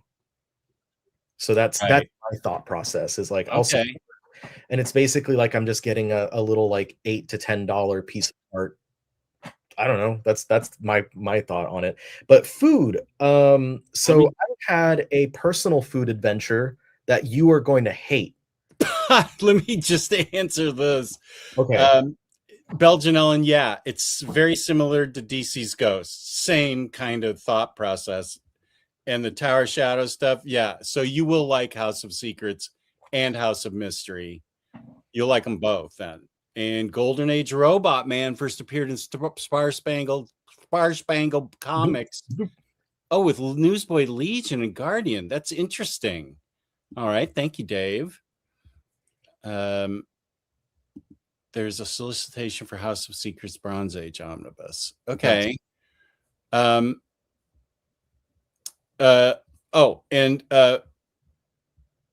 Frank Robbins' Batman, I didn't care for it. I like Frank Robbins' writing. I just was not able to deal with his art. That's just me, though, but there we go. So I've shared my screen. Yep, there we go. So this weekend we had crawfish ice cream. Oh my God, I hate this already. So we're in Houston. It's crawfish season. People love crawfish in Houston. And there's a spot that's like very close to my house and very close to a friend of mine's house that started making crawfish ice cream. And I'll take that off the screen. I'll minimize it a little bit so people don't have to stare at a crawfish on top of a right. as much.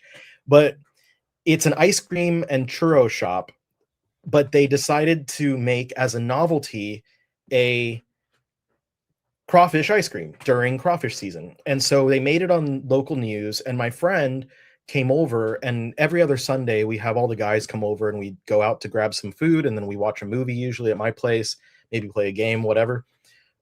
So when everyone got there, my friend Chris goes, I have a request and y'all are not going to like it. And he's like, there's a place down the road that has crawfish ice cream. And all of us were like, what? And he's like, you don't have to try it, but I have to. I am morbidly curious. So we go out. There's like luckily, just like the night before, I started having a big craving for ramen. And there's a ramen restaurant like right next door. Or not right next door, like right across the street. To the ice cream place. Okay. Right. So we go to the ramen place, and then afterwards we go over to the ice cream place. And it's a normal ice cream shop for all intents and purposes, but then they have crawfish flavored ice cream. Okay. And he gets it. And so the ice cream itself, they do put a boiled crawfish on top. It's cold. It's not hot. They boil them and then they keep them cold. But the ice cream itself is not crawfish like flavored. Oh, it's like flavored. It's like buttered ice cream. So like butter pecan minus the pecan. Oh, okay. With crawfish boil seasoning. Oh, okay. So it's a very like Cajun spice flavored ice cream that's very rich, like buttery flavored. And I tried a small bite, and I'm gonna be honest with you, it was not nearly as bad as I expected. Uh-huh. I only tried a very small amount, but I was like, honestly, I understand, like, I understand it. If someone told me that they liked this, I would get it. I did not expect it to be anything good whatsoever. And it wound up being actually not the worst thing that I've ever tried. Far from it, actually. Wow. So that is my own personal food adventure that I had this past weekend. I did not get an ice cream or a churro. I went to the market around the corner and grabbed some snacks. But yes, so crawfish ice cream. And Gio said they should add the crawfish next time. And like chunks of crawfish into it. Yeah, and I said that my guess would be that the texture of the meat when it gets like ice cold would not work well. Like it'd be a really awkward thing to try and eat. So instead they just put it on top. Yeah, I wouldn't. I mean, I wouldn't have. No, okay, no, I don't have anything to say. No. Okay. Now James, you enjoyed it. James has shared a lot of food related stuff. Oh, so. Yeah, he posted it. Some of it in mine too. This is a good segment for this show, I think. So real quickly, we got the Jollibee Final Fantasy collab. It looks like they have Final Fantasy flavored juice. Nice. So I love Jollibee. So I am definitely going to want to get some it's been a while since I've had Jollibee, and there's the bee riding a chocobo. Oh, okay. William Lee ended up giving me a gift certificate for Jollibee that I want to use, but that was like 2 years ago. Oh man. So I keep forgetting, but there's one.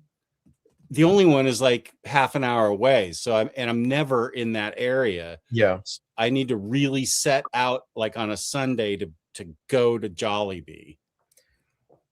What do you like there? Do you like the spicy chicken? I like pretty much everything that I've had. Okay.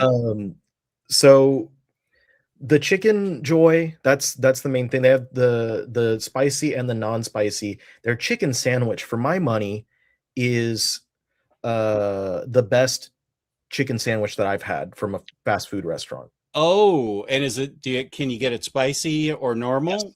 It comes in both spicy and normal. The spicy is actually pretty spicy, and they have jalapenos on it, but not pickled. Like they have fresh sliced jalapenos on it. I don't know. That's what I need to find out. How does the Final Fantasy juice flavored drink taste? I'm assuming it tastes like blue raspberry, but we will see.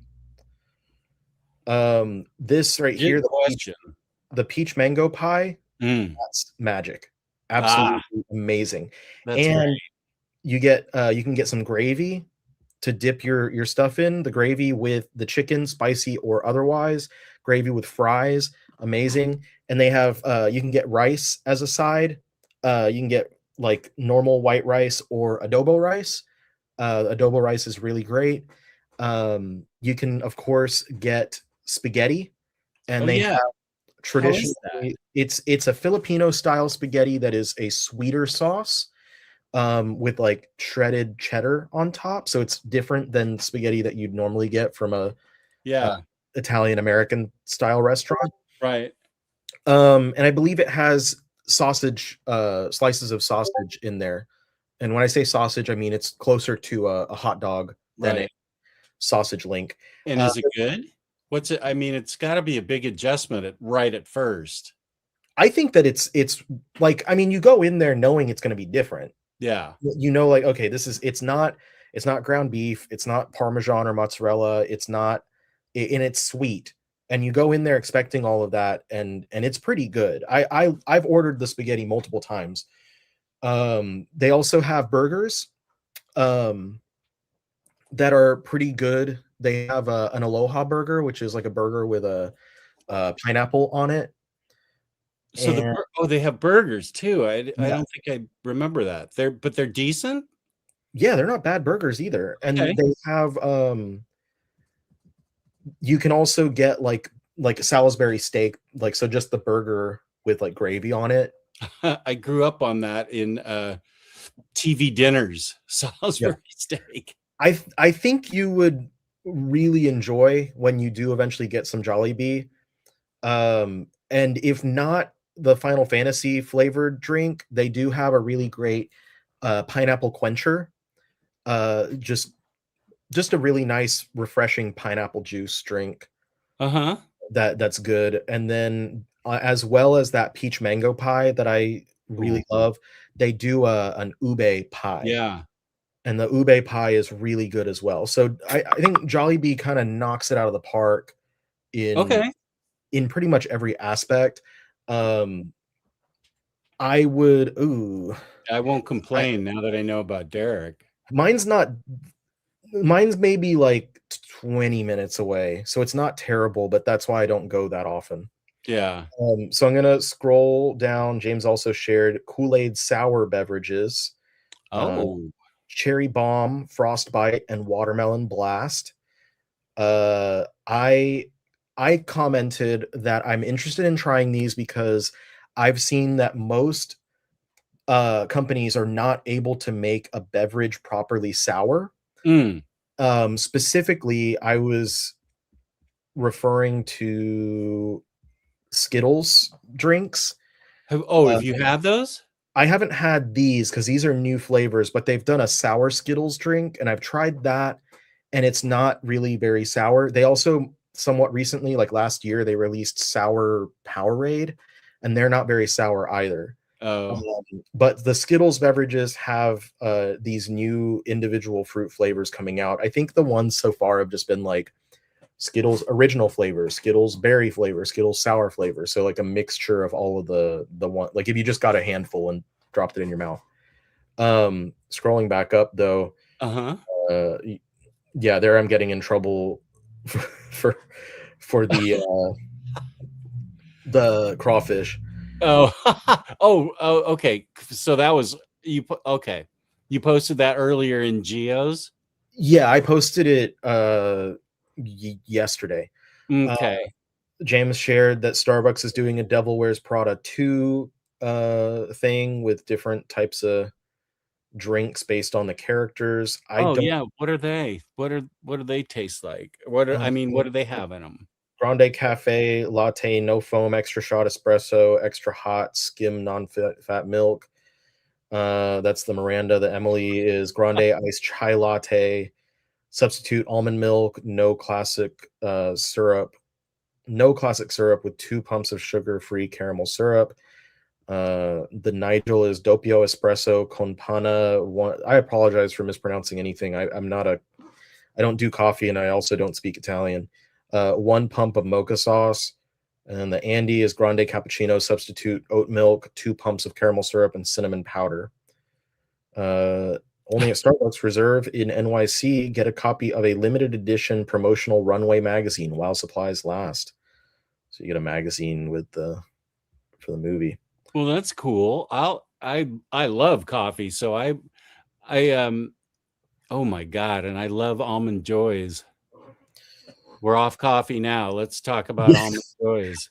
This is Breyer's frozen dairy dessert, because as Kane commented in Geo's Discord, they cannot call it ice cream. They have to call it frozen dairy dessert. Oh, because what's in it that's not ice cream?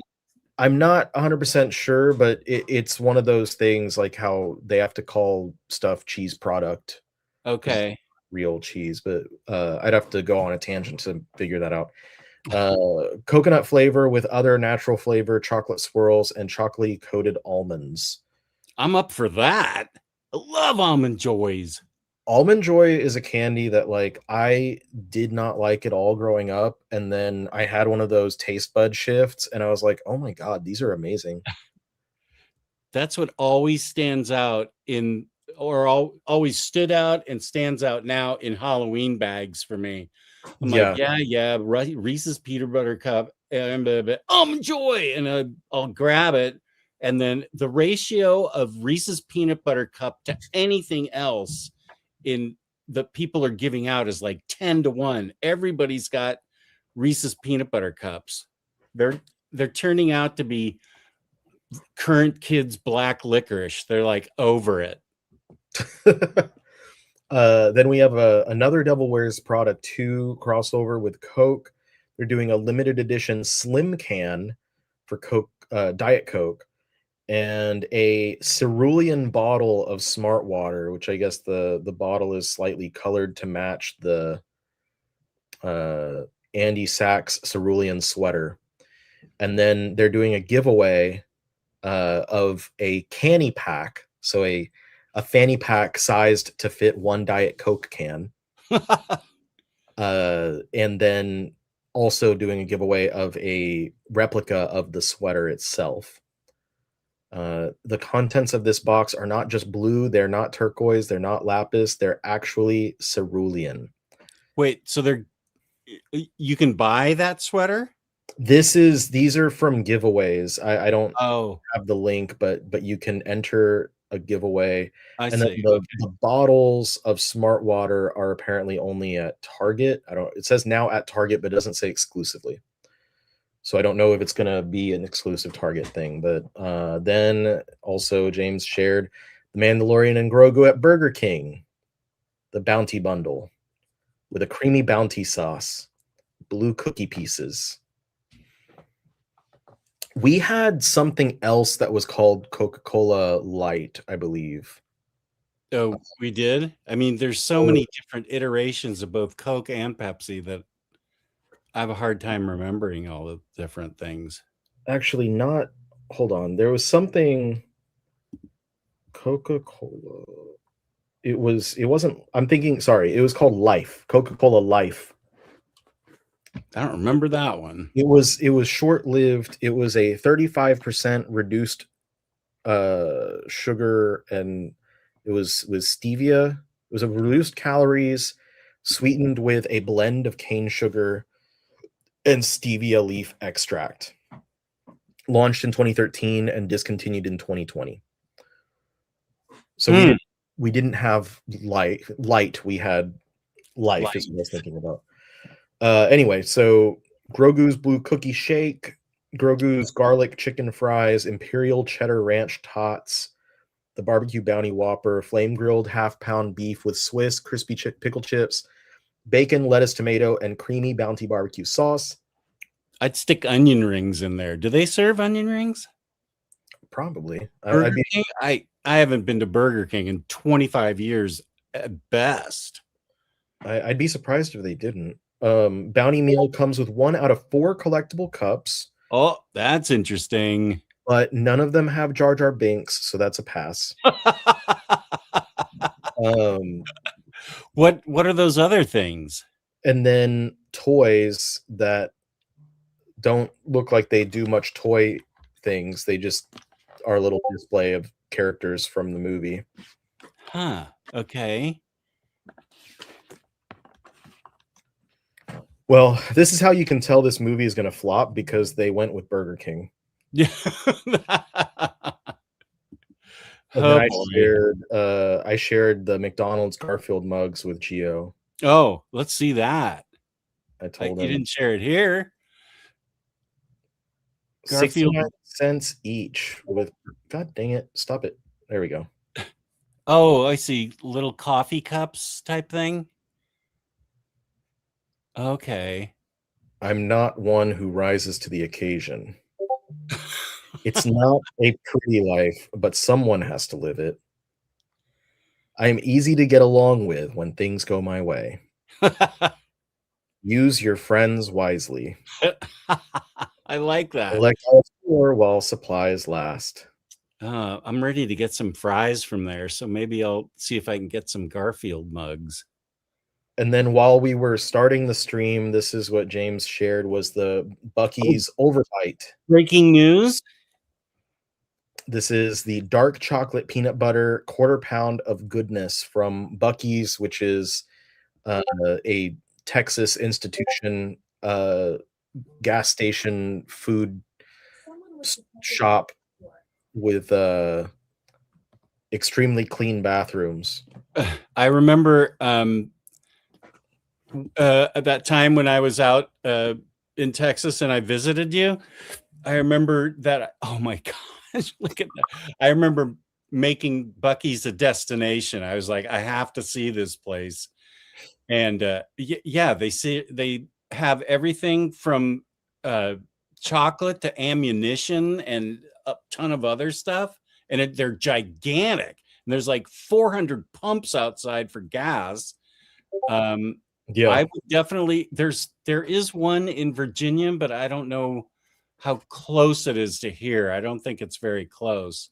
I think I'd travel to get this, the the overbite. closest one to me even is probably like roughly an hour, Mm. because they're like in between cities. Like on the interstate. Yeah, they're typically like a road trip stop type of place. Mm-hmm. But yeah, they're massive. They have everything. They have all kinds of merchandise, Bucky's branded. They have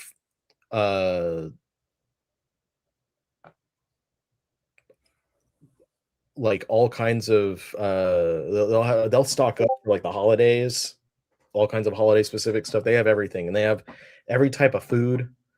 They have they make barbecue on the spot. They'll have I fresh forgot. barbecue. Have you ever had that? I've had I think I've had like their like chopped pork or chopped brisket sandwich or something. Like, it's not bad. It's like very much higher than like what you would expect from a gas station, but that's because Bucky's is hardly a gas station. Right. Like Bucky's is more like going to a grocery store that does not have produce, like is not just fresh produce and stuff, you know. It's like a grocery store with gas pumps. Yeah, it's like you go to the grocery store and they only have snack food and a deli. And what? Snack food and a deli. Deli. But they sell bullets too, right? Do they sell guns? I don't know. I wouldn't be surprised. I wouldn't. Yeah. Am I even allowed to ask that? I don't know. I hope we don't get canceled because of that. And then James shared this one while we've been on. Says More breaking news. Prego reveals a $20 device that records family conversations during meals. Okay. Let's see what this is about. I wish I had something like that when I got the IV gun shot into me. Prego has revealed a new limited edition product designed to capture family conversations at the dinner table, launching just ahead of Mother's Day and Screen Free Week. The brand has partnered with StoryCorps to introduce the Connection Keeper Bundle, a $20 package designed to keep families record and revisit real life moments shared over meals. The bundle will be available starting April 27th while supplies last through a dedicated online storefront.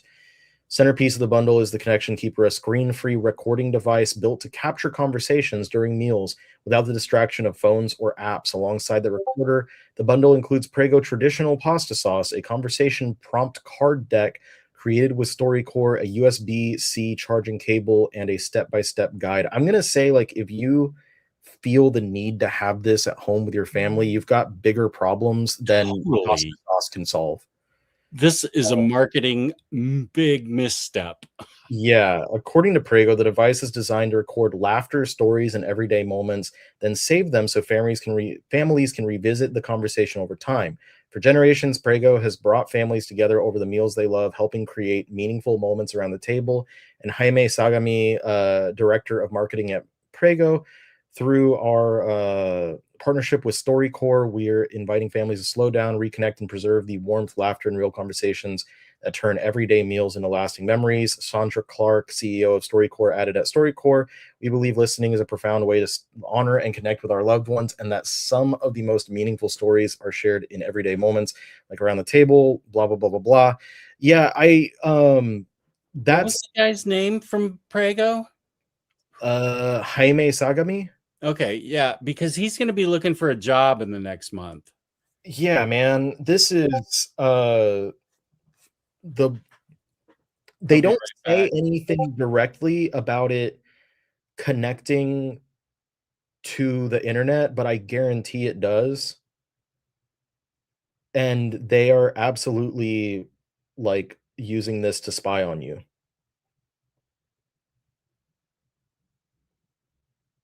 Oh, I didn't even realize that Jess had left. Yeah, I would not trust this with my life.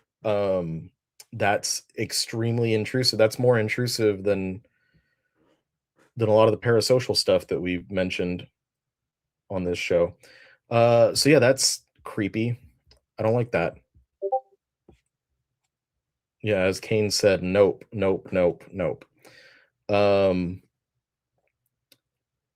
Yeah, I feel like that's the type of, like, marketing misstep that could be a major that's so bad that I don't think it's just going to be a misstep on this product, but it's gonna be something that's probably gonna affect Prego's name in general.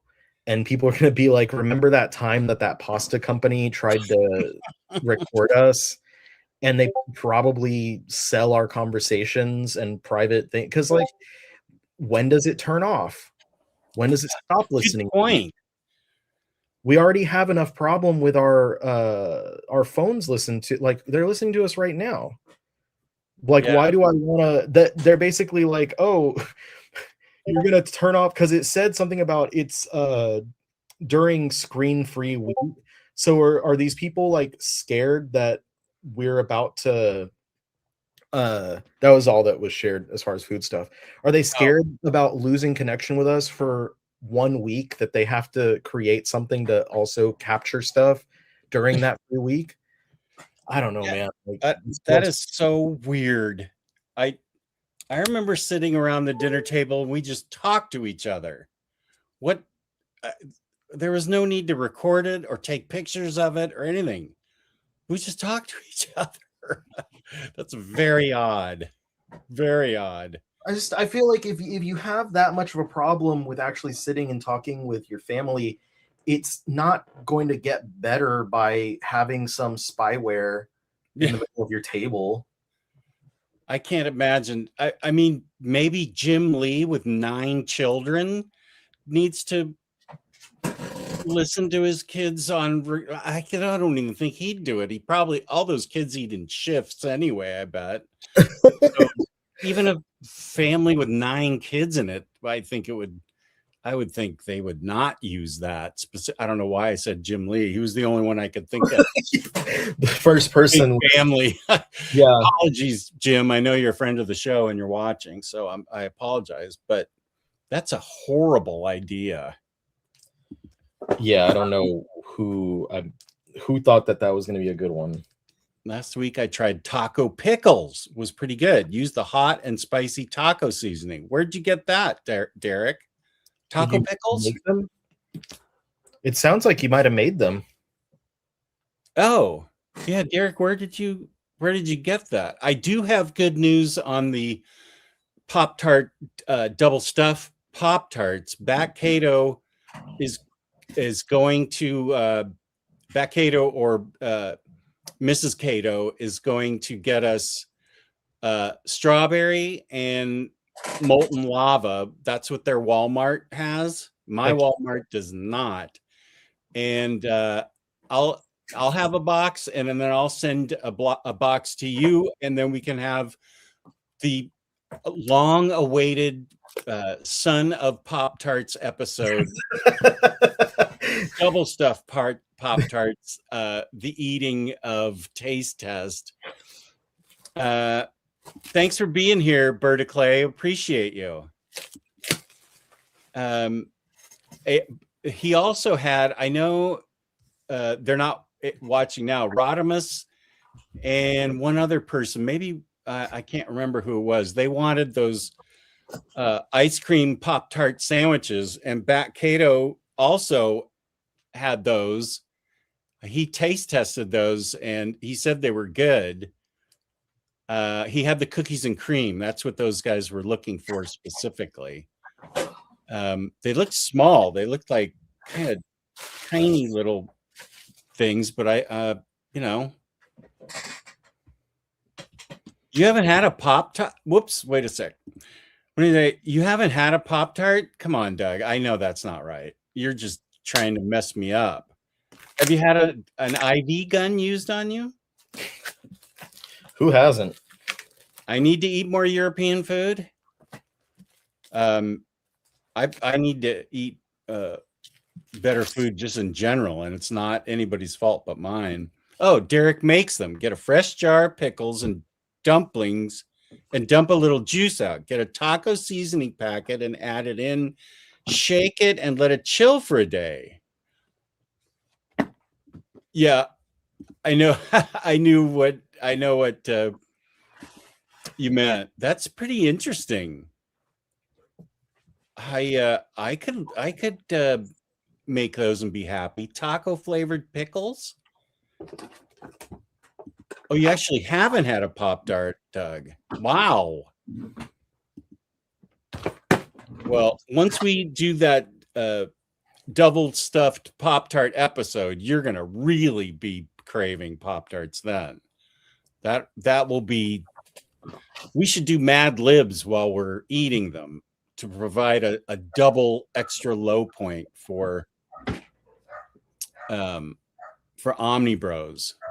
Oh, that's what it is. Yes, Ellen, just needs to try speculoos. I do see Biscoff cookies that Belgian Ellen tells me to eat. I see those everywhere. I love them. And I think that they have frozen treats too, right? Are speculoos one of those things? I feel like those are Biscoff cookies. Maybe I'm wrong.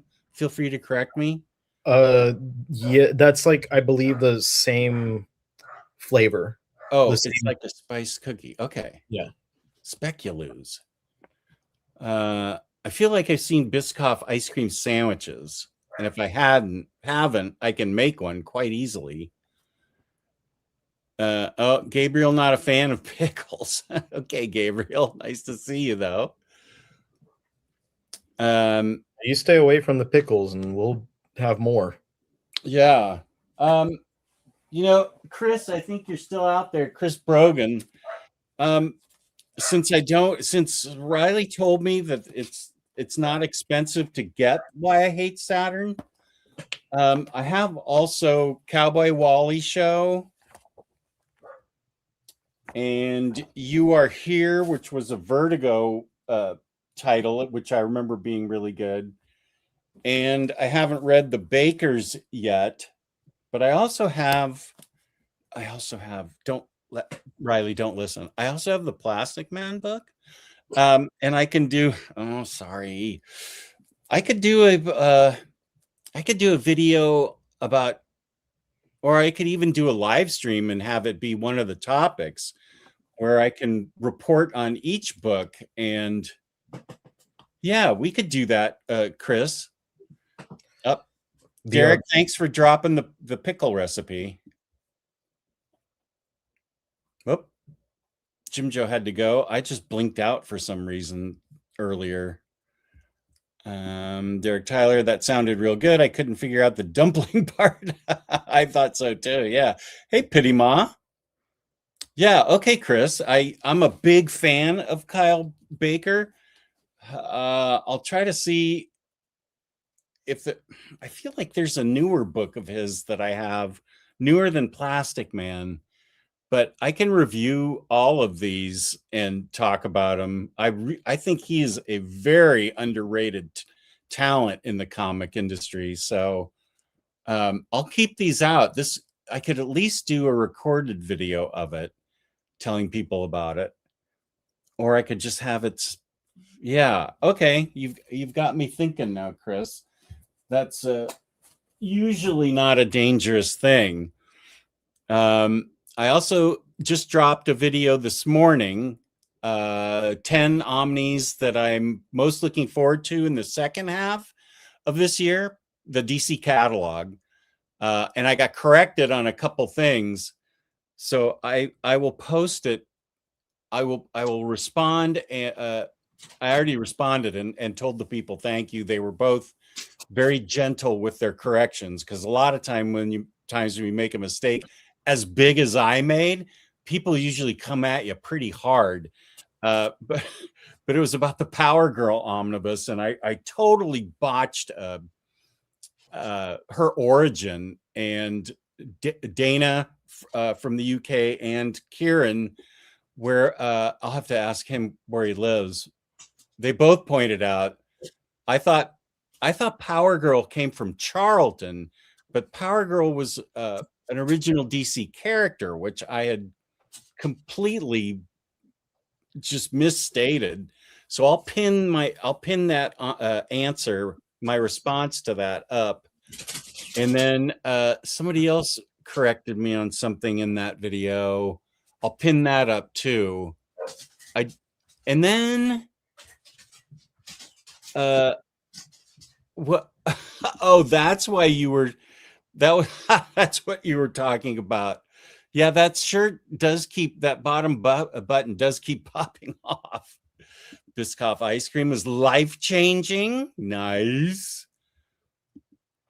You can make tiramisu with Speculoos Biscoff. Biscoff is the new name. Oh, for Speculoos. Lotus was afraid Speculoos couldn't catch on in the rest of the world. Oh, okay. I didn't talk badly about them, James. I don't think I even talked about Supergirl. I just misstated the facts. As a matter of fact, I got the facts wrong. Oh, cookie butter. That sounds really dangerous. Oh, this would be a good question to ask Riley. Riley knows about the Bruce Jones Omni. My friend Day Day, that everybody knows, he can't wait for this Bruce Jones Omni, as he is a huge Hulk fan, and he's very excited about it. He's also my Flash go-to guy. So I had a video drop this morning. It's the 10 omnis I'm most looking forward to in the second half of the year from DC, some title like that. And in it, I said, if you want me to do my 10 most anticipated oversized hardcovers and trade paperbacks, two more separate videos that I would do it. And one person said, that sounds good. So since one person asked for it, of course I will do it. So I'll do those videos next. But Riley, do you know the Bruce Jones Hulk stuff? Yep. Can you help Doug out with this? It is, I really enjoy it. It has it starts off with more of a almost kind of a noir type take. Like it's like almost a detective type story, and it shifts from that, but like just the way that it starts is pretty original in comparison to a lot of things. But it's a very interesting take on the Hulk in general from the beginning. And the first, I would say, half of the series is a lot stronger than like the second half. But I would say in general, it's really good and something that I've been hoping would get an omnibus edition at some point, because I really enjoy it. And it's another like big chunk that needs to be omnibized as far as the Hulk's history. So I think that it's a series that also, like, whether you're a big fan of the Hulk or not, it's one that's pretty easy to get into. It's got a kind of a low barrier of entry. Good. In my opinion, it's a good starting spot, and it does well to introduce you to a lot of his like cast of characters. He's got to go get some crawfish ice cream. I think he wants Biscoff with Nutella chocolate paste in it. Wow. I think I just got the ability to drive again with my hip, and I feel like I may be going to Safeway right away for Biscoff cookies and vanilla ice cream and Nutella chocolate paste and cookie butter. Oh, good heavens. So grab some what's it called? Stroopwafels while you're at it. Oh yeah, those are good. I like them over my coffee in the morning. They're super good. What was I going to say? Yeah, my hip, ice cream. Okay, that sounds good. I am going to do that. That is a lie. You are always hungry, Elon. Did you see that? Chris just responded to you, Elon, with the accusation that you're always hungry. Peter, what's up? Random, that's fine. But is Inferno event that would be part of the Age of Krakoa Omnis, or is that a separate book such as X of Swords? You're the X-Men expert. I've read it, but did they not include the X of Swords issues in the Krakoa Omnis? It seems weird if they didn't. I don't know. Because I'm not collecting the Omnis, so because I'm just sticking with the trades and the hardcovers. But I don't think that they've gotten as far as X of Swords yet, have they? I think they've gone through. I think they've just got done with Dawn of X, or there may be a third one of Dawn of X coming out. Volume Dawn 3. X, Volume 2 came out at the end of last month. And then let me double check what the X of Swords, because it would be really strange for them to skip the Ten of Swords storyline. Peter says they didn't. It's slightly confirmed that they're re-releasing X of Swords as a separate book. Interesting. Well, they already released it as a separate book. It's not. Well, I think they're re-releasing it, which means it's not going to. He's suggesting that it's not going to be included in an Omni then. The second volume, the Age of Krakoa Dawn of X Volume 2, nestles right up to I believe right up to where the swords crossover happened. I'm trying to confirm that. Yeah. So, I mean, they could potentially not include it and just have swords as its own separate hardcover. Yeah, it's not in the anthology paperbacks. I have a separate book of Inferno. I guess I don't, because did the first Krakoa omnibus, did that not have the yeah, I guess that they didn't have the, okay, that's weird. See, so this is why I don't like the Krakoa omnis that they're mapping. I think it's really kind of shitty. because of the stuff they're not including.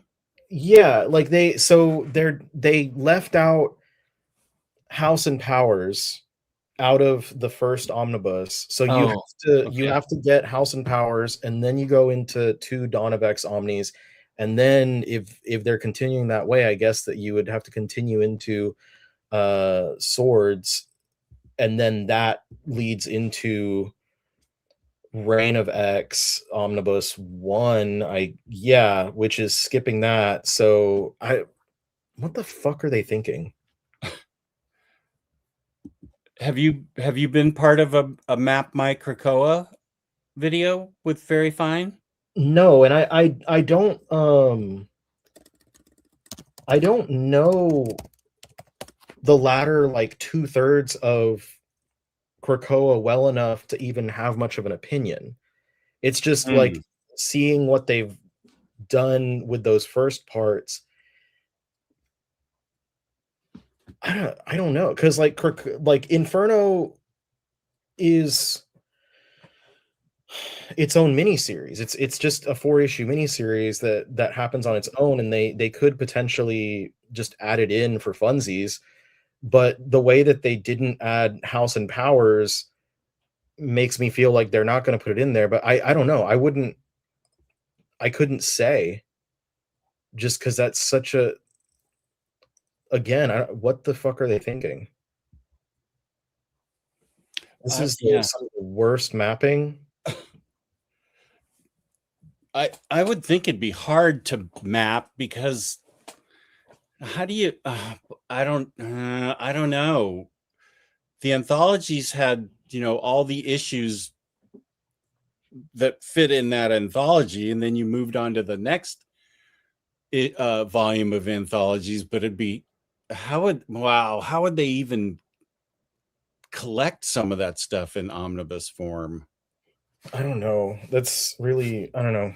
It's just really, it's rubbing me the wrong way, because it's like, oh, this is going to be like the complete way to do it, but then also we're leaving things out, and you have to buy these other hardcovers. And if you're looking at this as like things that look nice and matched up on the shelf, then it's not going to be nice and matched up, because you're going to have like these gray and white books, and then all of a sudden there's like a red hardcover and a gold hardcover and a orange hardcover and the yellow hardcover in between it.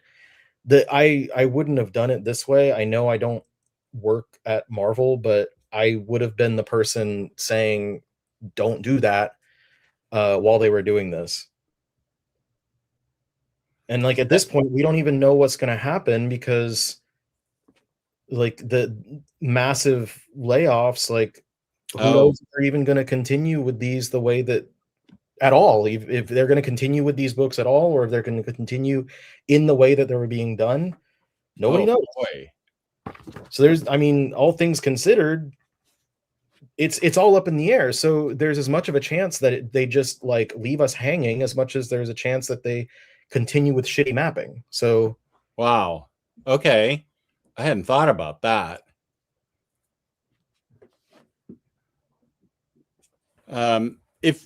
If they did do it properly, the one place you could find them would be InStockTrades.com, where you can get from 30 to 60% off in some of those red tag sales. You can get those at a discount. At the end of every month, the last Monday of the month, we give away a free $50 gift card to IST, courtesy of IST. Don't forget your 2% loyalty discount. And don't forget to check your email over the weekend, because sometimes they will send out something on Friday that says you can have 3% instead of just 2% loyalty discount. So don't forget about that possibility. $50 in an order gets you free shipping in the United States. Fabulous customer service, fabulous packaging. That's InStockTrades.com. Oops, I hit the wrong. There we go. And there we go. InStockTrades. And I actually kind of am drained right now, so this is probably a good place for us to hop off. And next week will be another great episode of Comic Salad Podcast, where I believe we should always have food news as a cornerstone of the podcast. Yeah, screw comics. It's all about the food news. And hopefully there will be another cat sighting. That was good today. And Riley, what do you have cooking up for Thursday with the Backwards Boys? Thursday we will probably have some new announcements to cover as far as new manga licenses. I think there was a bunch of new stuff announced this weekend from Yen Press. There will likely be some new stuff tomorrow from Seven Seas. There will we'll talk about, like, Kana announced something. Aside from the new announcements, as always, we do haul videos over there, or hauls over there, and just generally have a nice time. And you won't have to deal with me being annoyed about X-Men omnibus mapping. So that's also positive. I was thinking a good video for you and me to do would be what Marvel got wrong in the Omnis, or how to really properly make these, Marvel. It's maybe wait just a little bit, because there's a little bit of a sting. Like, I don't want people to think that we're judging, like, their former team. Oh, I thought VFC was already working with the new team, like, from last year. Well, I mean, like, I don't want to, since all the layoffs just happened, I don't want it to seem like we're gumming up on people that may or may not have just lost their jobs. Got it. I see what you're saying now. So I would personally hold my tongue a little bit longer to see, like, how things progress. Yeah, I don't know that I could actually make a video like that. I'm just annoyed with what they were. I understand what they were doing, because they were just putting all of those paperbacks into an omnibus, and those paperbacks did skip things. But I think that those paperbacks should have not been seen as a map, and they should have been seen as a suggestion of stuff, and they should have improved upon that. Oh, instead of just doing a 1-for-1. But they didn't do an improvement. Like, it's not the worst sin that they've committed, and it's not like the worst sin that, like, DC has committed either. Both of them have done some pretty dumb stuff, but yeah. But that's what we're probably going to talk about on Thursday. And if you want to check out what I put on my own channel, I think Peter would be more astute when it comes to that kind of stuff, but I don't know if our feelings would line up, so you might get both of us, like, arguing about the same points in opposite directions.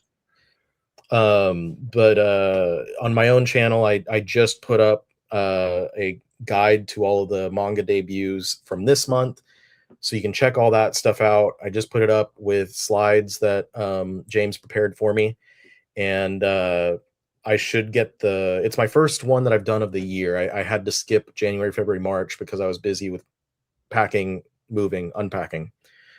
So I finally did April, and then hopefully May I'll put that one out on time, since I'm not struggling with packing or unpacking as much. And I'll also have a haul video on the channel soon where I talk about all of the comics, omnis, and manga and stuff that I got through the month of March. So I still have some late March orders arriving. So that sounds like a good video.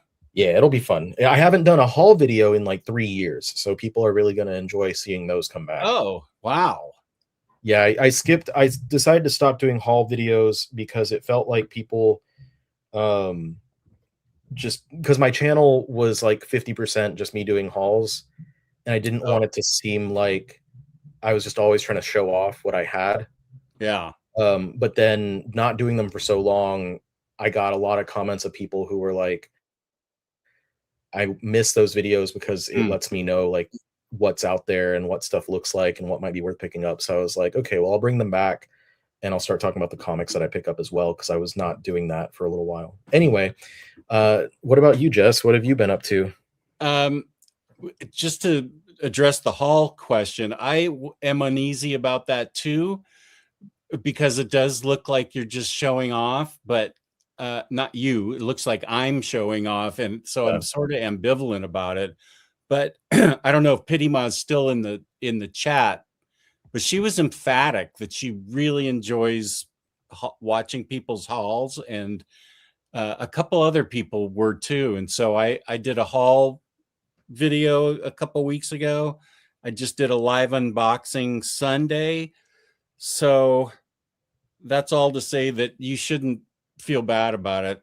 People really seem to enjoy them. That's actually, I think, how I discovered you too. After I saw you on Tumblr, I think I watched I think it was an early video of you with some kind of haul. And Belgian Ellen digs hauls. That's good. Oh, okay. It's fun and passion always comes out. Yeah. Pity Ma loves the hauls. There you go. Thank you, Pity Ma.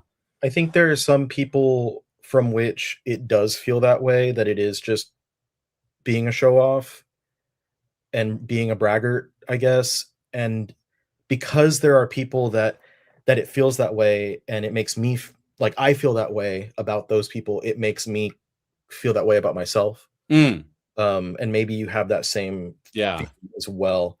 But that's why I started to feel that way. And every once in a while I'd get like a comment of people who are like, must be nice. And sometimes I can deflect that by being like, yeah, it is nice when, you know, I work hard and then reward myself. But then sometimes I get tired of the comments. Yeah. Like that. But I'm glad to hear people in support of it. And I really do try to be as passionate about the stuff as possible, because I feel like that's part of my job, so to say, here, is to express why these things are exciting enough that I want it, that maybe you can feel the same way. Yeah, you're not just showing them off. Here's a $150 book. Here's another one. Here's another one. You're talking about why you're excited about it, and we'll touch on the contents and the characters and stuff like that. Oh, Lance likes hauls. Yeah, and especially my last haul video, which was like a few hauls put together, and it looked like it was like 12 omnis, and I had to just say to people, I mean, I understand exactly what you're saying, because you don't want to come across like you own everything possible and you have nothing to do but just splash out for stuff. And also, though, you're right, you get to spend your money your way because you're the one working, and you get to do whatever you want with it. Yes. Yeah. I'm really glad to have people here like supporting it. Because it's not like it's the type of support that I don't always see like 100% of the time. Mm-hmm. Like I posted I posted a video about the books that like people sent, like you sent some Thunderbolts and like a Oh lot of yeah. people sent stuff my way, and I posted a video about that and individually thanked every single person that helped me to recover uh probably about 10% of what had been stolen. And 10% is, it's just 10%, but it was 10% of such a massive amount that it's like a lot of, it was like 30 books or something. So Mm, most people commented and were like, this is fantastic, like so great to hear the community coming out um and helping out and stuff like that. And yeah. there was one comment that I got, and I, when I get the comments like this, I just hide the person from my channel. So like, you know, they're just screaming into the abyss at that point if they decide to say anything else. um and the guy basically, the beginning of the comment was uh unbelievable. And he's like, it's unbelievable that they're like, who is this guy who, he gets a bunch of free stuff while I have to go and spend my hard-earned money to buy these books, and some of the stuff that he got for free from someone is stuff that like I have to try and buy for like $300 or $400 Oh, this was about the books that people sent me. Yeah. friends have sent to you, and people from the community. Yeah, so Those books should be celebrated. this guy was saying like, who are you to get this stuff for free? Basically, why can't I? And it's like, it's unfair to me, i.e. to him. He's like, it's unfair to me that I have to spend my hard-earned money and blah blah blah blah blah. And I was like, okay, man. And then I just like hid the guy from the channel.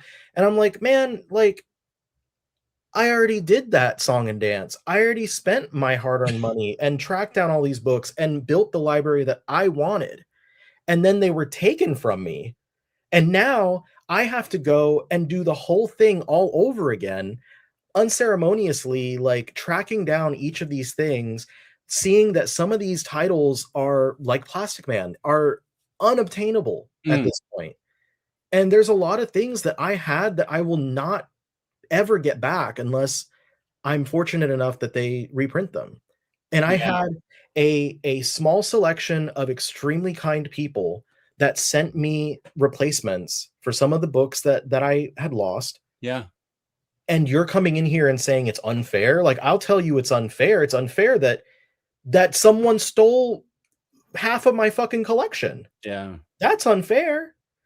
So I didn't respond or anything, but I'm like, man, shut your ass up. Like, what do you know about unfair? You're sitting here like me. Like, the guy even commented like, horrible that this happened, but who are you to get free shit? And I'm like, who are you to complain? Yeah.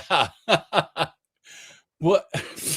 Well, the point is, I would think that you have a long history with your friends, like people like, me, Omar, Geo, whoever, Yeah. but you've also got a long history in the comic book community. And I would think if that you were like a complete dick about stuff, nobody would care that you got your collection stolen. They'd be like, oh, too bad for Jim Joe negative guy. I'm good for him. But no, it was an outpouring of love from your friends and the community. As soon as it happened, I got 3 or 4 messages. How can I help Riley? And yes, I bet it was Jess doesn't know shit about Ditko. He's always got his hand out for, especially the ISD gift card.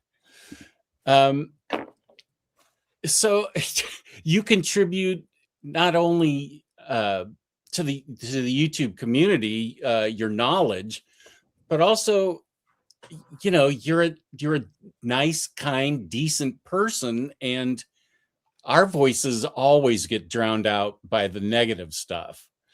So it's like we're helping someone out that we really care about. We're happy to help him out. We wish we could help out more.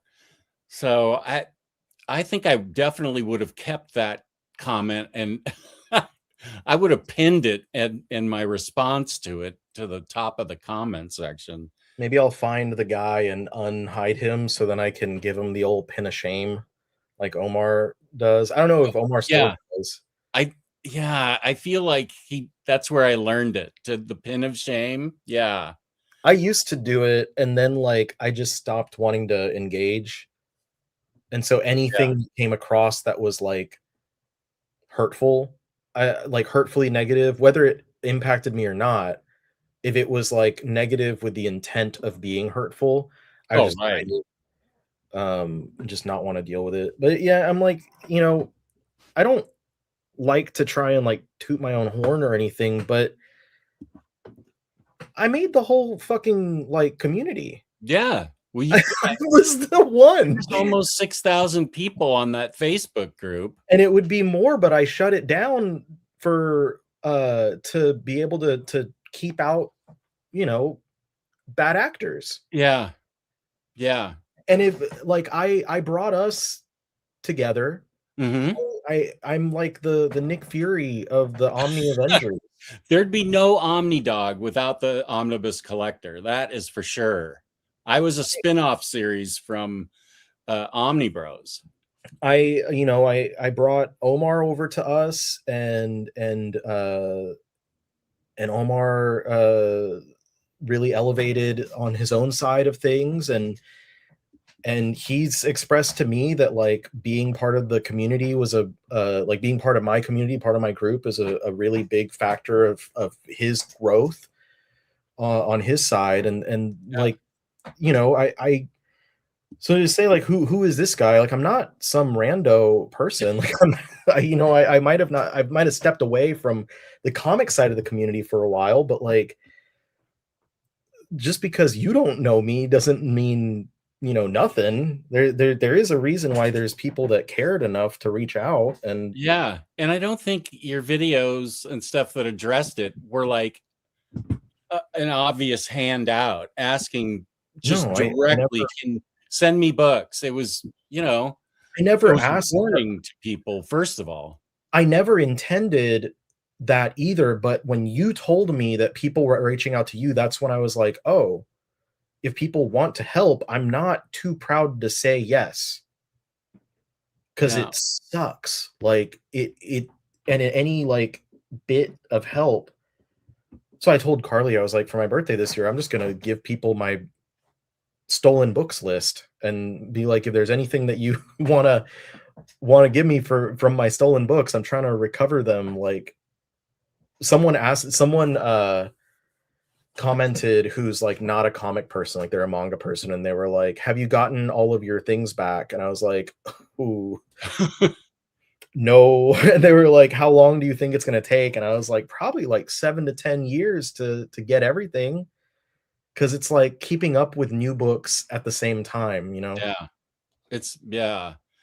Riley's birthday, by the way, is we're celebrating July 4th. We're celebrating the birth of the Omnibus Collector. Is this your 35th annual trip around the sun, or 36 this 36th? time? So I'm going to be leaving my mid-30s soon. Within, depending on what do you think? 7 late or is 8 late? Pete, what are we talking about? I was saying I'm going to leave my mid-30s pretty soon. Oh, yeah. So I don't know if like 37 counts as late. I feel like 37 is still on the cusp of mid, but 38 and 39 are definitely in the late 30s stage. That's how I think, fortunately, because I'm in my mid 60s. I'm not in my late 60s. That 7 number is the magic cutoff. You've got your 6'7". Have you been? Oh, nobody said that to me. I didn't even think of that. You haven't gotten that joke at all? No, it might be because I don't really know enough about anything to say it. Happy birthday, Munin. Yeah, happy 1 hour early birthday. Yeah. Happy birthday. Yeah, everybody's happy for you, Munin. let's say 38 as someone who recently turned 33. Try and drag it out. I promised myself I was going to crawl into my 30s, just abuse my body so badly that my 30s would be like a relief for me. So I achieved that. That was one of my goals. Lance says, Riley, your new X-Men video was one of the earliest videos I remember watching in the omnibus collecting community. Well, I appreciate that. I'm trying to get back to doing some comic related content after such a break.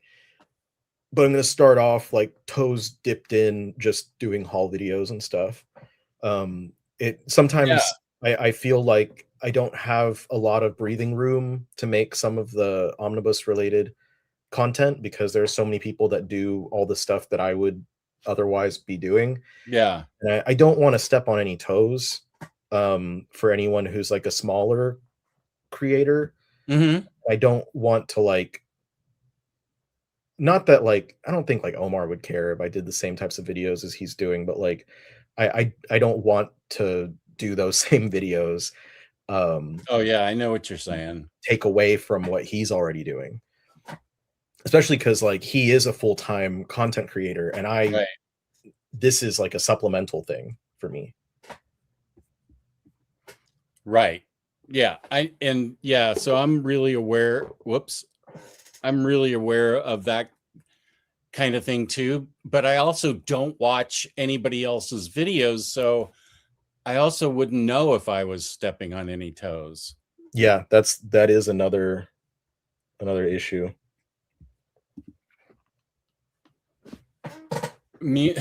I don't, Munin, I don't think you're actually American. But if he wants to slander you that way, okay. Do the videos you want to do. It's all different perspectives, even if the idea is similar. I support that, certainly. Doing what we want to do. And being wrong like I was in this morning's video.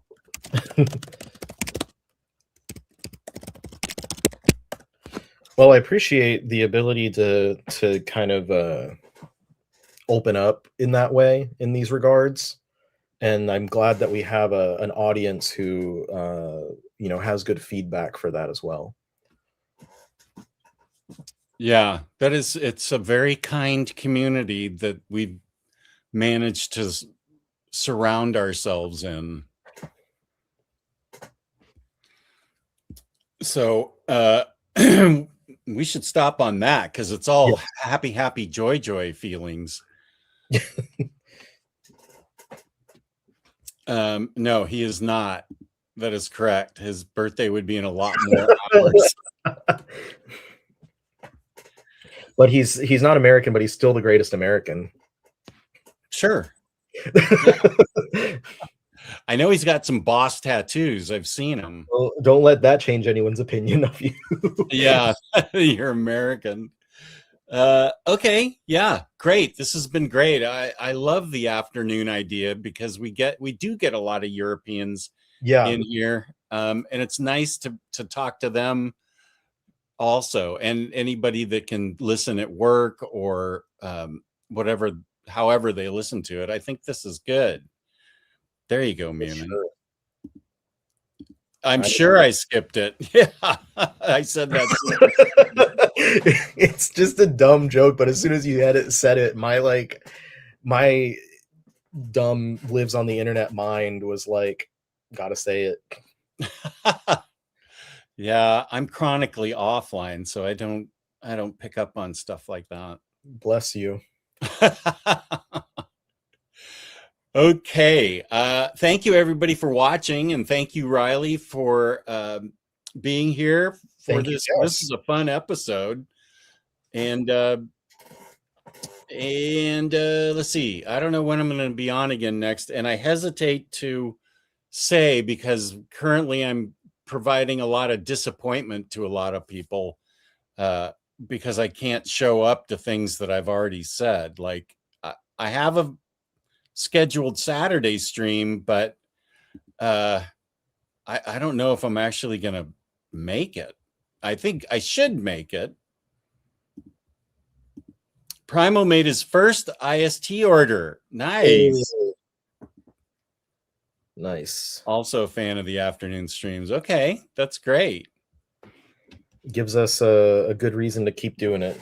Yeah. Thank you all very much for watching. And we'll be back. Watch Riley Thursday night for Manga. You missed the whole show, Hondo. We're actually closing out now. Peace and love, Hondo. And peace and love to everybody. Thank you so much for watching. And we'll see you next time that we do something that we do. Okay. Thank you all so much.